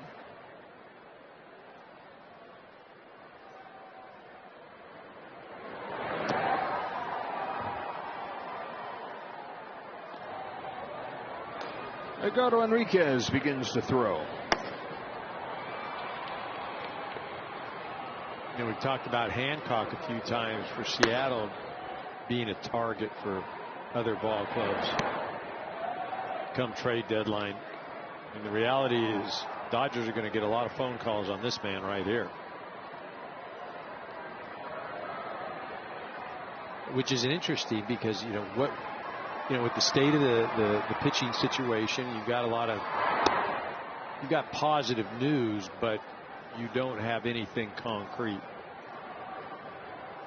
Yeah, it's back to the conversation we were having last night as it comes to Justin Robleski, where it's like in a perfect world, Robleski's a weapon out of the bullpen, and in a perfect world, there's probably not a spot for Eric Lauer, but how often is the world perfect? Right.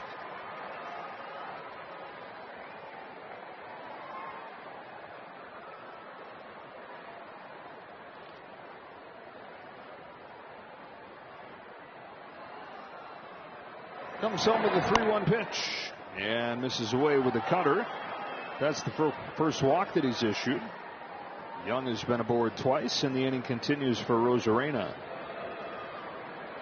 That's a 28th cutter that he's thrown tonight. Very heavy usage of that pitch. It's been one of the biggest changes since coming to the Dodgers. One of the biggest reasons he's been so much better against right-handed hitters.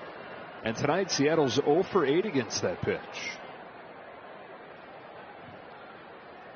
Rosarena's 0 for 2.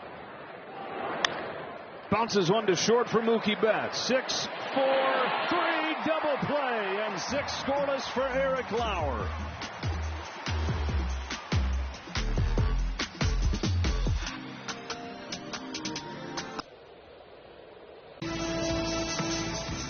Back-to-back world champion Dodger baseball on Sportsnet LA is brought to you by Shakey's Pizza Parlor, serving up handcrafted pizza, crispy fried chicken, and famous Mojo potatoes since 1954.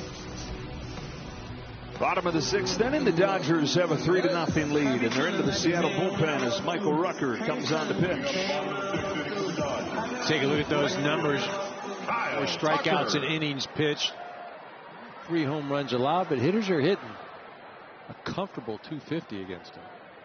Get the old Rucker-Tucker matchup. Don't try that too fast. Rucker pitching in the major leagues for the first time in 3 years. It's in the Cubs bullpen for a few seasons, but the minors the last couple of years dealing with injuries. Getting another chance here with the Seattle Mariners, which is extra special for him. He grew up in Washington. cheering for the Mariners, going to games there.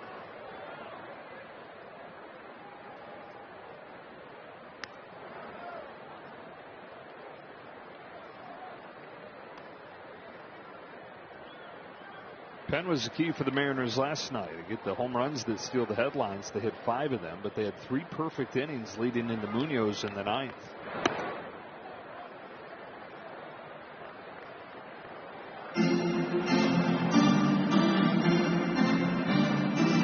If you look at the Seattle Ball Club, where do you want to add, or where can you add going into the deadline? And it's probably in the bullpen. You look at the position players, and you'd like them to have better years, but there's not anybody you really replace. Starting rotation pretty strong, but you can always acquire bullpen depth.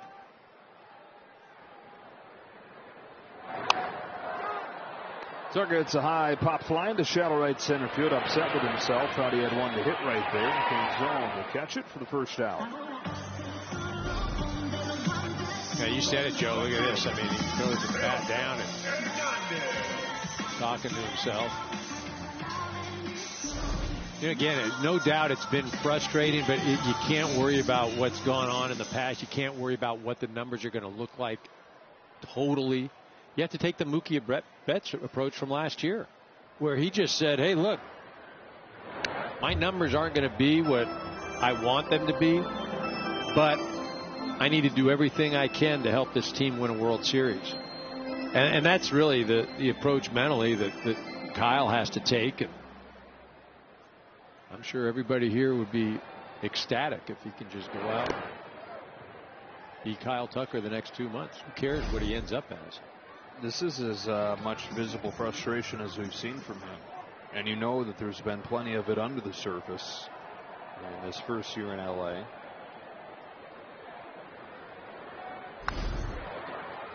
Hernandez to short. Emerson. Nice play. That guy, I mean, he is so smooth. When you see him move like that, then you can see, okay, I get why there's that 9-year deal, why there's that, $100 million commitment before he's even played a day in the big leagues. He's so smooth. He's an all-state wide receiver. John Glenn High School outside of Columbus.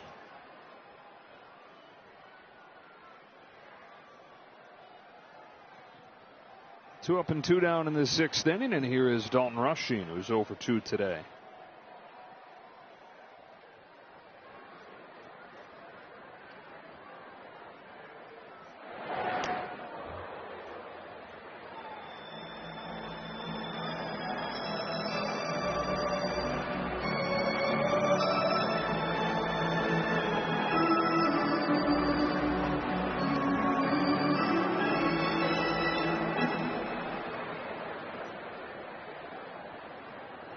Vesia replace Enriquez as Rushing drops it into right field. A base hit with 2 out.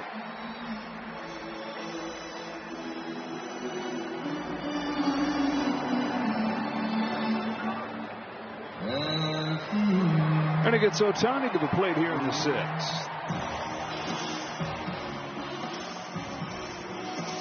Shohei, a quiet road trip, but in this homestand so far is 4 for 6. Homer in the double yesterday. Today he's singled and scored, and also walked intentionally.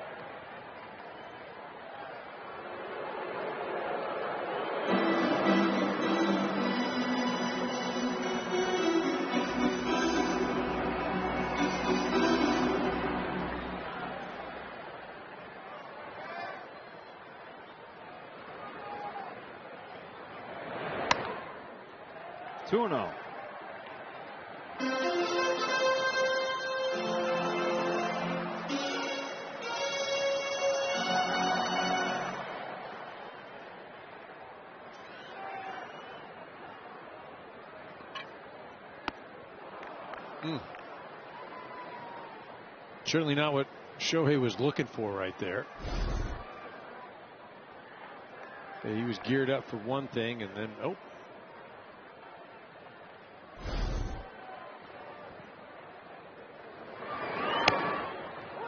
Pinpoint 2-2.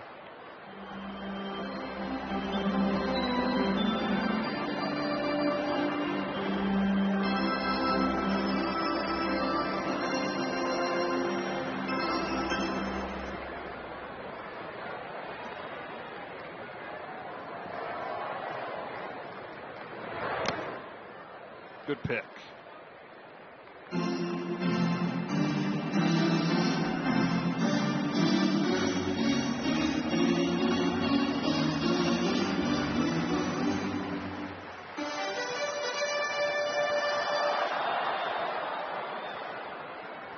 Head start coming for Rushing here on a 3-2 to Ohtani. It's shot to left center field and headed for the gap and headed for the wall. Picked up by Rodriguez. Here comes Rushing. No throw, or no chance on the throw at least. RBI double from Ohtani and a 4-0 lead.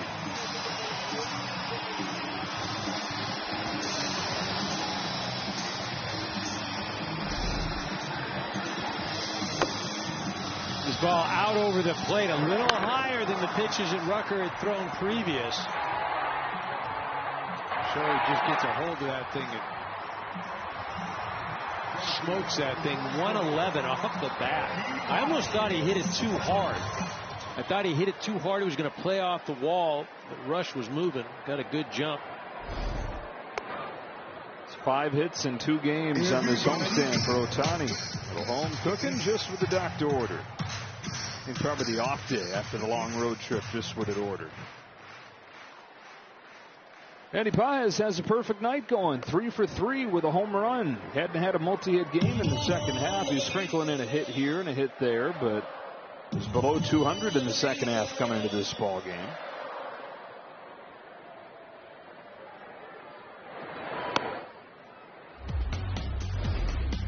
Here it is.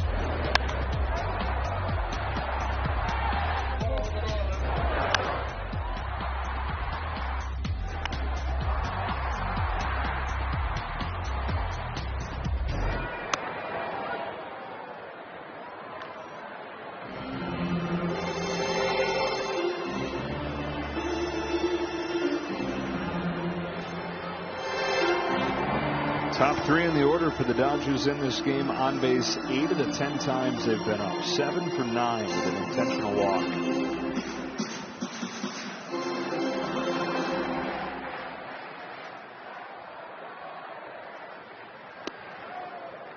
Lays off the high heat. Count goes full.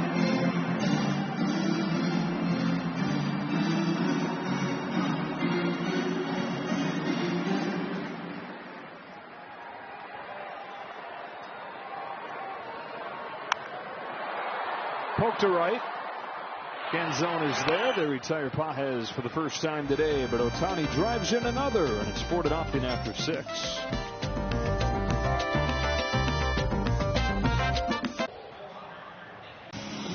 Eric Lauer's all smiles and earned that big smile. 6 innings, no runs, just 1 hit. Yeah, and take a look at how he did it. He did not have to throw the ball over the plate. You look at all of these are chase pitches. Yes, recorded 4 outs, but 13 pitches out of the zone that Seattle could not lay off of, and that was a big reason for his success this evening. On to the 7th inning. The call to the bullpen is brought to you by Jacoby and Myers. Alex Vesia trying to get right back on the beam after giving up a home run last night to Dominic Canzone. And Canzone's who he's going to face second in this inning. Julio Rodriguez is up first, and there's strike 1. Vesia didn't give up a home run his first 44 appearances this year, but he's given up 2 in his last 3.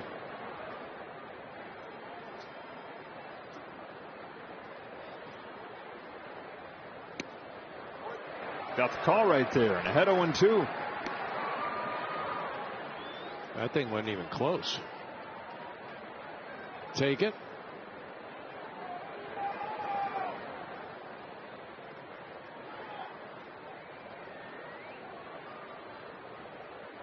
There's always volatility in bullpens. You see high highs, low lows. Lately, not been a good stretch for this pen. The 2 runs they gave up last night, now 18 runs the last 20 innings.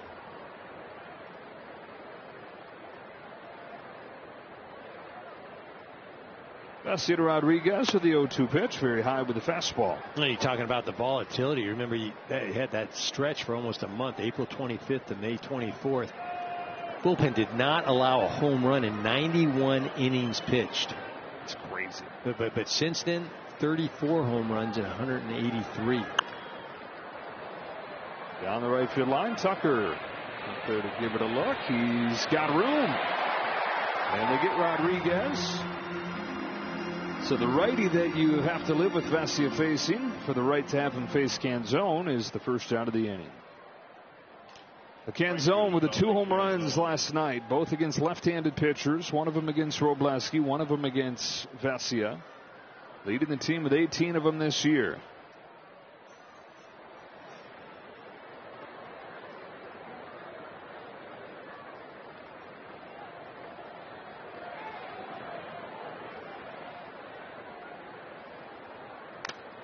Fouls off the first pitch. Here's last night's homer against Vesia. It's off speed up at the top of the zone. You just saw that first pitch that Vesia challenged Canzone with. 93-mile-an-hour four-seamer.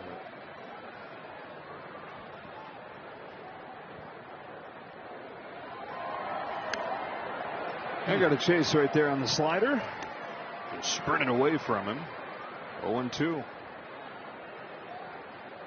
Vesia picking right up where Lauer left off as far as attacking these guys with pitches out of the zone.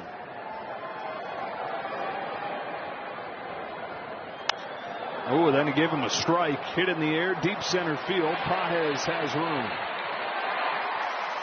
That wasn't just a strike. That was center. On a tee. Right. Got away with it. Yes, he did.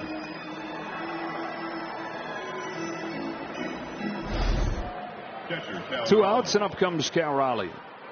You know, for Dominic Canzone to be leading the team in home runs, that is great for Dominic Canzone. That is bad for the Seattle Mariners. Canzone 18. Rodriguez 16. Raleigh 11.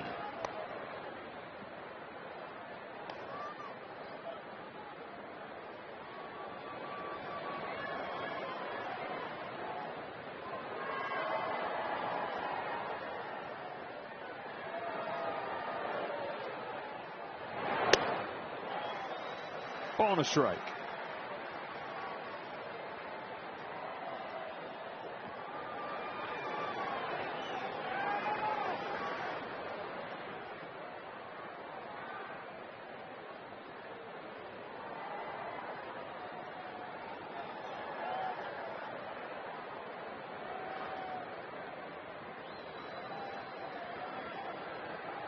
Vesia to Cal Raleigh with the 1-1 offering. This is a spot right there for ball 2. The day after the Mariners scored 7 runs, hit 5 home runs, just 1 hit. 6 2/3 scoreless innings.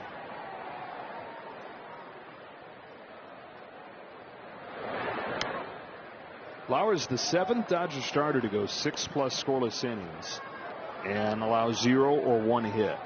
They had 6 cases of that all last year and already 7 with 2 months left.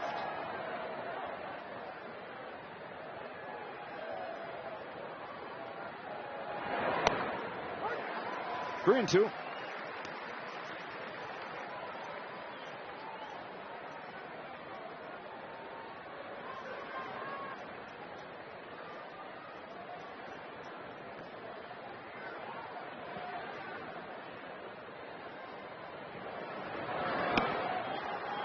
Struck him out. Challenge from Raleigh. The pitch is called a strike. The bat has challenged. ABS powered by T-Mobile. Just got it right. The calls are returned. The batter walks. And so the inning continues. The 2-out walk from Raleigh, and Josh Naylor comes to the plate. First baseman Josh Naylor. Naylor running out of chances to extend that on-base streak, sitting at 19 games. He's 0 for 2 today. Ground out in the second, fly out in the fifth. Lefty. Vesia gets strike one.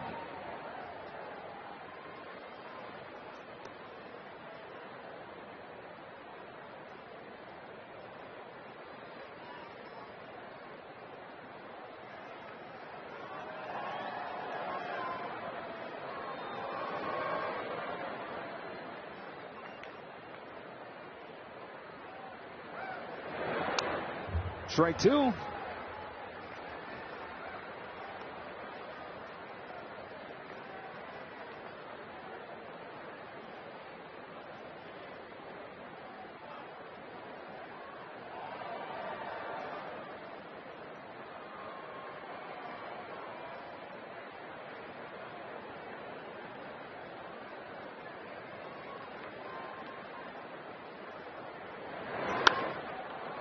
Fly ball left field, and a good start to the night for the Dodger bullpen. Alex Vesia with a scoreless seventh. Seventh inning stretch brought to you by Sit and Sleep, SoCal's most trusted mattress store.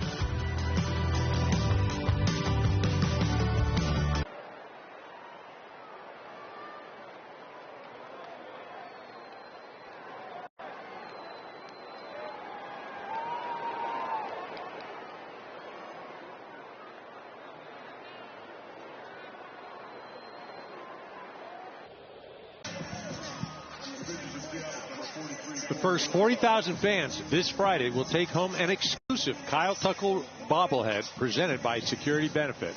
For tickets, visit Dodgers.com/promotions.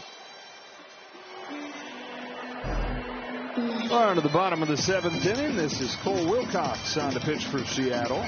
Back and forth between the big leagues and the minors this year. In this most recent stint, though, he's given up just 1 run in 8 games. Yeah, he's thrown well, but just, you just talked about the lack of experience, right, with Wilcox. And, Tucker had previously pitched.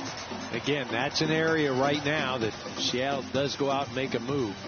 Strengthening the bullpen is number one.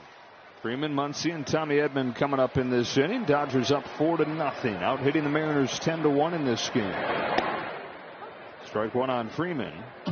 Wilcox was drafted by the Padres, traded to Tampa Bay in the Blake Snell deal 2 years back. Got to the big leagues with the Rays last year, pitched in 1 game, gave up 7 runs in 1 inning. Got to be wondering, am I ever going to get another shot? Did you see that ball game the other day, the Braves and the Mets? That young kid, I shouldn't say young kid, but he was just up in the big leagues. They left him out there for 11 runs. Oof. Freeman to right center field. Rodriguez is there to cut it off.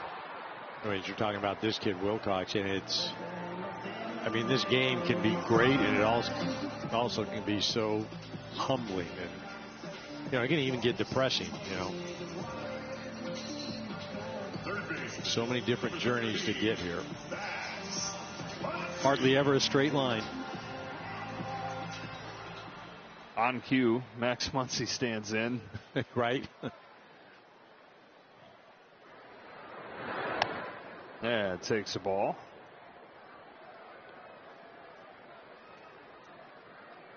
Yeah, it was Connor Thomas, looking up what you're talking about for the Braves the other day. Connor Thomas, second game in the major leagues. 11 runs on 10 hits over 2 2/3. Base hit for Muncy. First one of the night for Max.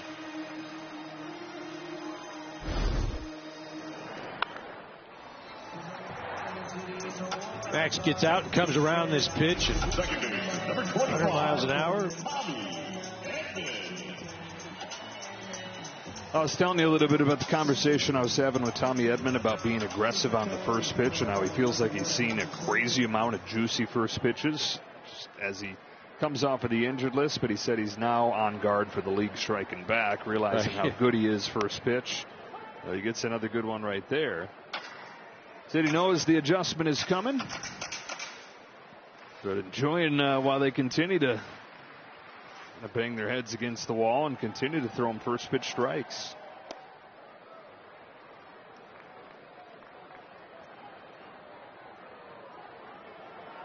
Figure he's sneaking up on too many people anymore. He's been hitting higher and higher in the order. He's 5th today, moved up ahead of Mookie Betts in the lineup. I mean, you never would have seen that from the left side, especially for him. Tanner Scott getting ready for the 8th.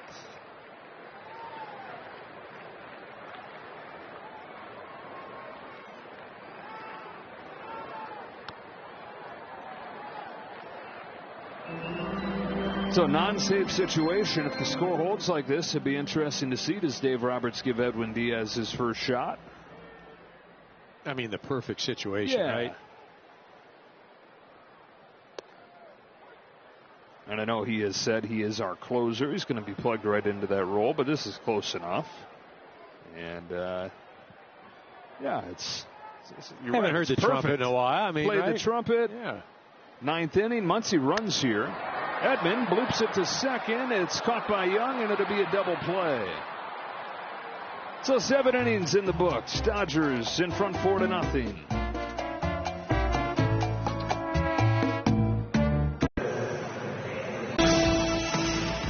Back-to-back world champion Dodger baseball on Sportsnet LA is brought to you by Amazon. Spend less on your kids for back to school, and by Morongo Casino Resort and Spa. Less than 90 minutes from wherever you are. Good times. All Dodgers in this game. 4 runs on 11 hits. No runs on just 1 hit for the Mariners. And it's Tanner Scott for the 8th. Tanner finding himself in his new role right here. Going in that 7th or 8th inning. She just having a spectacular year. 55 strikeouts and 6 walks. 3 for 3 in save opportunities on the road trip, and that'll bring that for the time being to a close, that roll. No pun intended, really. Base in the bottom of the order here. Ref Snyder, Wilson, and Emerson due up. 1-1.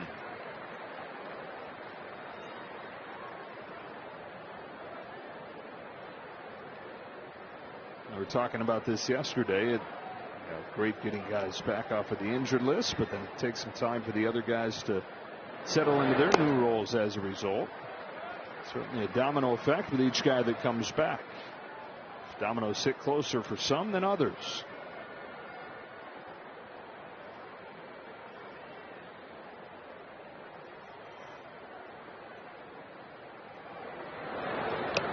Strikes out Ref Snyder. 56-6. Strikeout to walk. Tanner continuing the trend now. That's 8 innings. The Dodgers have retired the leadoff hitter.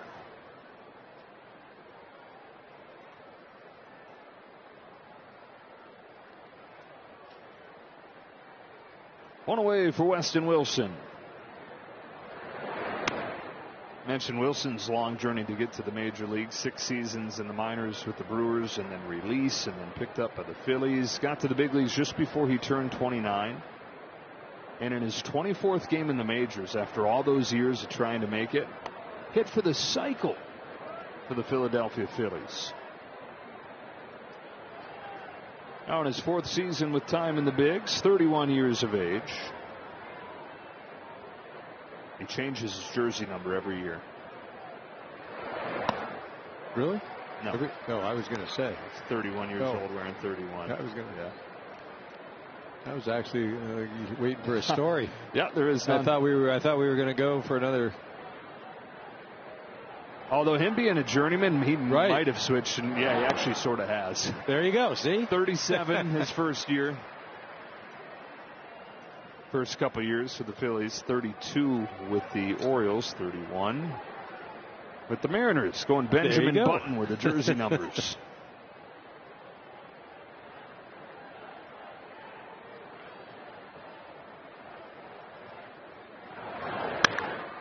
Ripped to left center field. Just the 2nd hit of the game for the Mariners. First time that he's reached. 1-out double here in the 8th. Bottom part of the zone, able to get to it. 105 off the bat.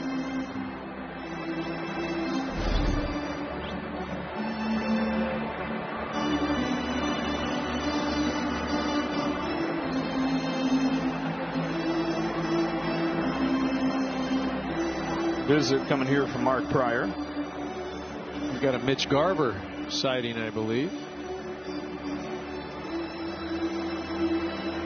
Yep, Garver going to pinch hit for Colt Emerson. Hit 270 for the Texas Rangers when they won the championship in 2023 at a big postseason. Knocked in 14 runs in 14 games in that postseason run. But he's hit just 185 in 3 years since coming to Seattle. 35 years of age. He was unsigned through the winter and then back in a minor league contract right at the start of spring training. Actually, he reached out to the Mariners. His buddy Cal Raleigh said, "We're still looking for a job. Why don't you call our team? Still might be something there." So he said, "I'll have my people call your people." His people called their people, and within a few hours they had a minor league contract worked out.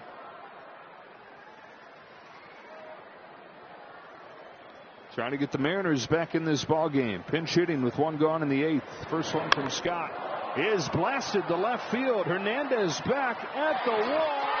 Makes the catch. Teoscar takes it.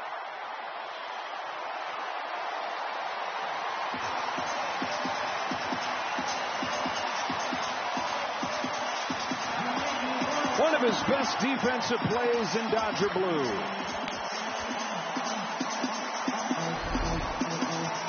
Came in at 97, went out at 98, and then we got to see Teo scale the walls. It's really a heck of a play because he puts that right foot up into that padding, and he's fortunate it didn't get caught in that little chain link thing out there as well. And he put himself at risk. That's a heck of a grab. Standing ovation from Dave Roberts. And a hand from his buddy in center field. Routinely makes good plays. Cole Young smacks it towards the left field corner. Testing Hernandez again. Teo almost did it again. You know he's getting greedy. Now he's got to tie his shoe. It's a lot of running. Shoot, he just... In fact, he's coming out of those last two pitches unscathed is something. I mean, over there, like, look. He just saw me climb a wall. Let's not get carried away. That's a heck of a, oh my God, it's a great play. I mean, look at that right foot. Trying to get up on that wall. Man. So good. Bullpen excited. Into left center field. That's a base hit for Young. That gets Seattle on the board. This could have been a whole lot worse without the play from Teoscar Hernandez. 4-1 as Cole Young drives in Weston Wilson.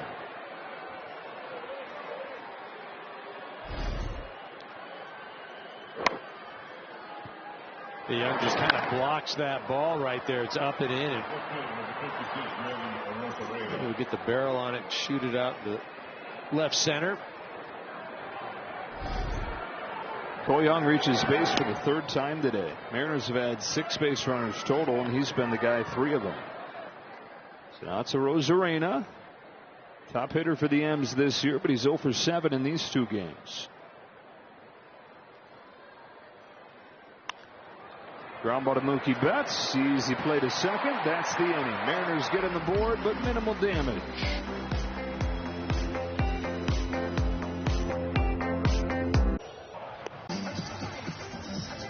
Don't forget to tune in when this game finishes for Access Sportsnet Dodgers with John and Jerry and Nomar. A little better working conditions at this time of night than when that pregame show launches in the mid-90s. Teoscar Hernandez getting high fives from everybody. Receiving line back there in the Dodger dugout after a wonderful defensive play. And ends up being an important one with a hit that followed. Alex Hoppe is on the pitch. Mookie Betts at the plate. Saw that pitch 99 miles an hour. He's got a real live arm. Likes the slider almost 50% of the time. Only 1 home run allowed.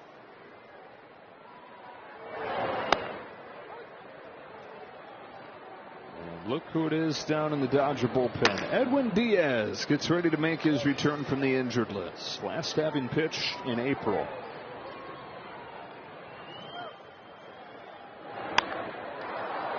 Down the right field line towards the corner. Foul. Dave Roberts said the bone chips that they took out of his elbow looked like shark teeth. Not what you want in your elbow. No, it's not ideal. Especially if you're pitching, right? Yeah, you need that elbow to not have shark teeth. But it helps explain why it didn't quite look right early on this season. And he said it's as good as he's felt in a long time coming off of the surgery. That's unable to lay off. One gone in the 8th.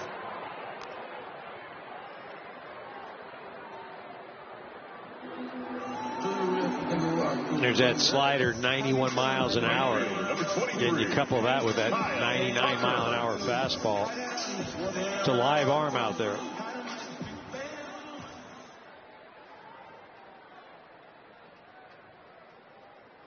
Now some frustration for Tucker tonight at 0 for 3. Grounds the first one from Hoppy foul. Yeah, just like to have a good at bat, some results right here. Take that into the evening. You mentioned the real first sign of real frustration we've seen was that last at bat, pounded into the ground and then back into the dugout. Take him to 0 for 4 right here. Now for the Mariners in the 9th inning against Diaz. Rodriguez, Canzone, and Raleigh. So he is going to have to hit the ground running. And what is at this point a save situation. But maximum cushion for it to be one. Hernandez 1 for 3. He's got a double and he's got that highlight defensive play. Pretty good night on the books.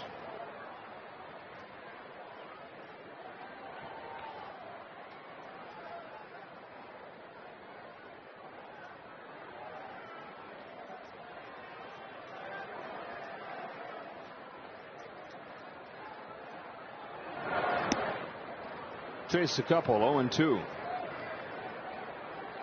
It's the 27-year-old rookie in Alex Hoppy out of Davenport, Iowa.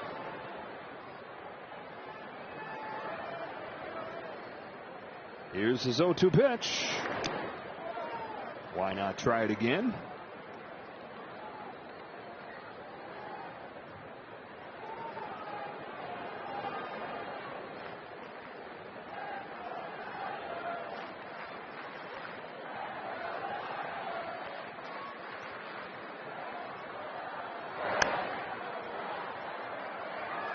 Series wraps up tomorrow night as Hiroki Sasaki takes the ball against Bryce Miller.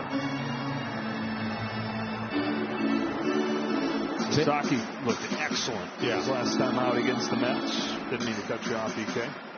I was going to say he's certainly trending in the right direction this part of the year. He's gotten better and better.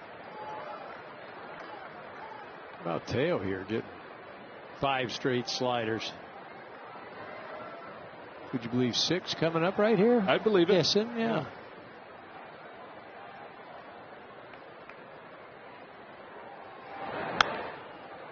Well, Four-seam at 100 right on the edge.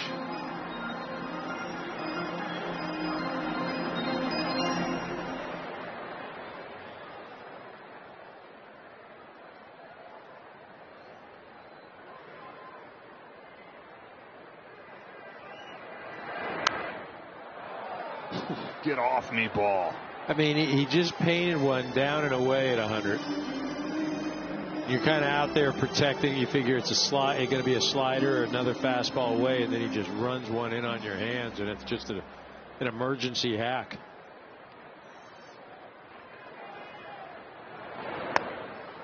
Yeah, and then a sinker dives back in there at 99.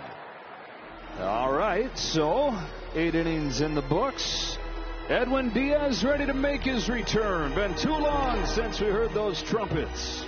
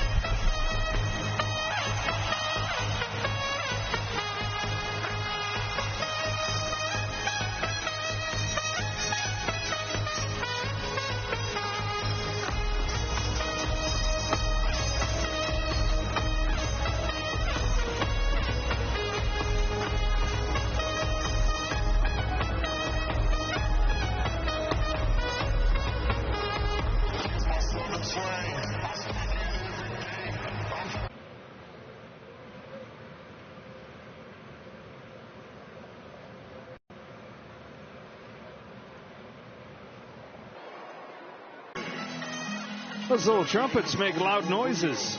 The whole stadium lit up. Edwin Diaz, it's like he's making a debut a second time here in Dodger Blue. Got a great hand as he came in. His first appearance since April. Had that surgery to clean up his elbow.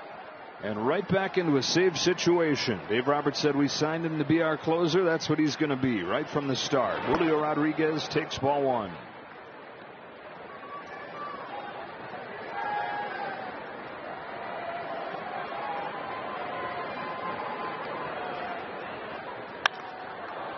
Sky high to left field for Teoscar Hernandez. Lost it, so did Pages. He found it and made the catch for the first out of the ninth. Get out of here, he says. I mean, that ball may have been higher than it was far. And you mentioned, looked like both of them lost it for a minute. Well, for Diaz, first few outings, he looked like himself. He looked like the guy that they signed a record contract for a reliever, but gave up 6 runs his last 2 games, and he knew something wasn't right. Turns out there's ample reason for the way that it was going. Canzone sprays it foul. So they've got him healthy. And this is the whole thing. Dave Roberts saying we put him right into the closer's role. That's why they took as long as they did to bring him back. He probably would have been ready to come back a couple weeks ago, but extra rehab outing or 2 just to be sure.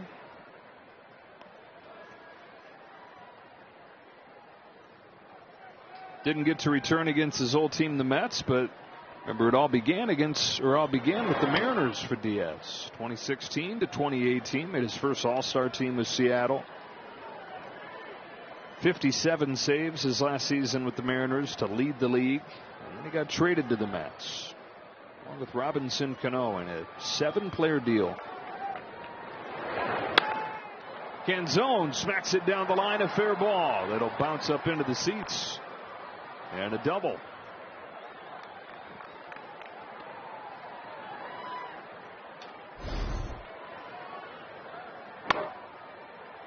This ball just out over the plate, continues to run away. Canzone hit that at 102. You go back to that fly ball that Julio hit, that was 104 off of the bat. So 2 hitters, and both of them have squared the ball up, or I should say hit it hard.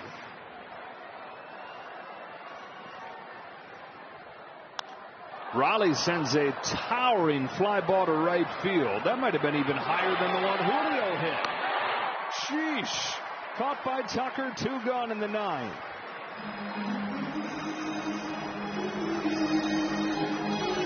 I mean, we're seeing outs, but that one was 105. Yeah, everyone's like, okay, yeah, all right. This isn't that minor league rehab stuff. But all 3 have been over 100 miles an hour. Yeah, these off guys the bat. are good up here. Naylor of the last hope. Mariners trying to get the tying run to the plate. Strike 1. And a painful one at that. Last chance for Naylor to extend that on base streak. Currently at 19 games.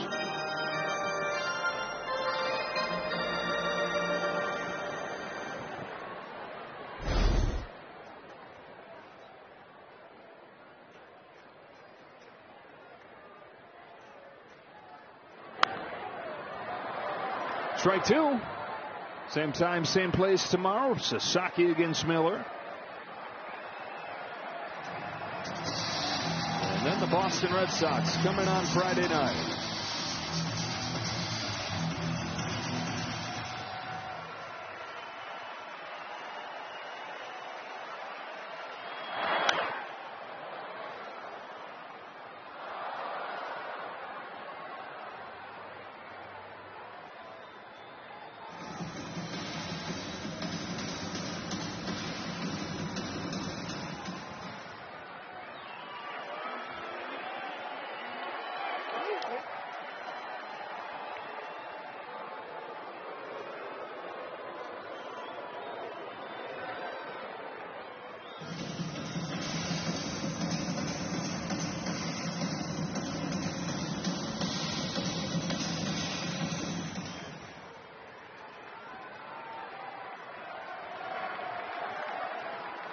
Diaz will try it again, the 0-2.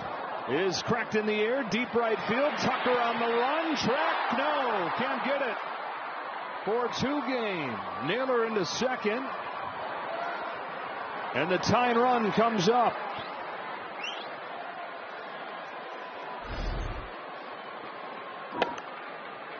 This ball up and out of the zone. I think Naylor thought he got it at first, and then Tucker heading back and just running out of room.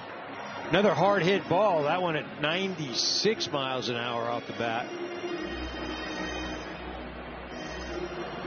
Edwin just hoping that Tuck could run it down. I don't know if Naylor's in some pain there holding that wrist. It's been a season full of injuries for Josh Naylor. All right, so the tying run is coming up for the Mariners in the form of Luke Raley. And Mark Pryor takes the scouting report out on him. Raley, 22 home runs a couple years ago in his first year with the Mariners. Last year he missed a lot of the season with an oblique injury, only had 4 home runs, but mostly healthy this year. And he's doing it again, 15 home runs in a part-time role. Yeah, this guy's got some juice, and he can run a little bit as well. Only 15 walks, 93 strikeouts. So he's prone to the swing and miss. Pitcher called the ball. The catcher has challenged. All right, you got 2 of them left. Good time to try it. Yep, for sure. And doesn't the go his way. Los Angeles has 1 challenge remaining. But it's for situations like this that you 100%. Are disciplined early in the game. That's an excellent time to challenge.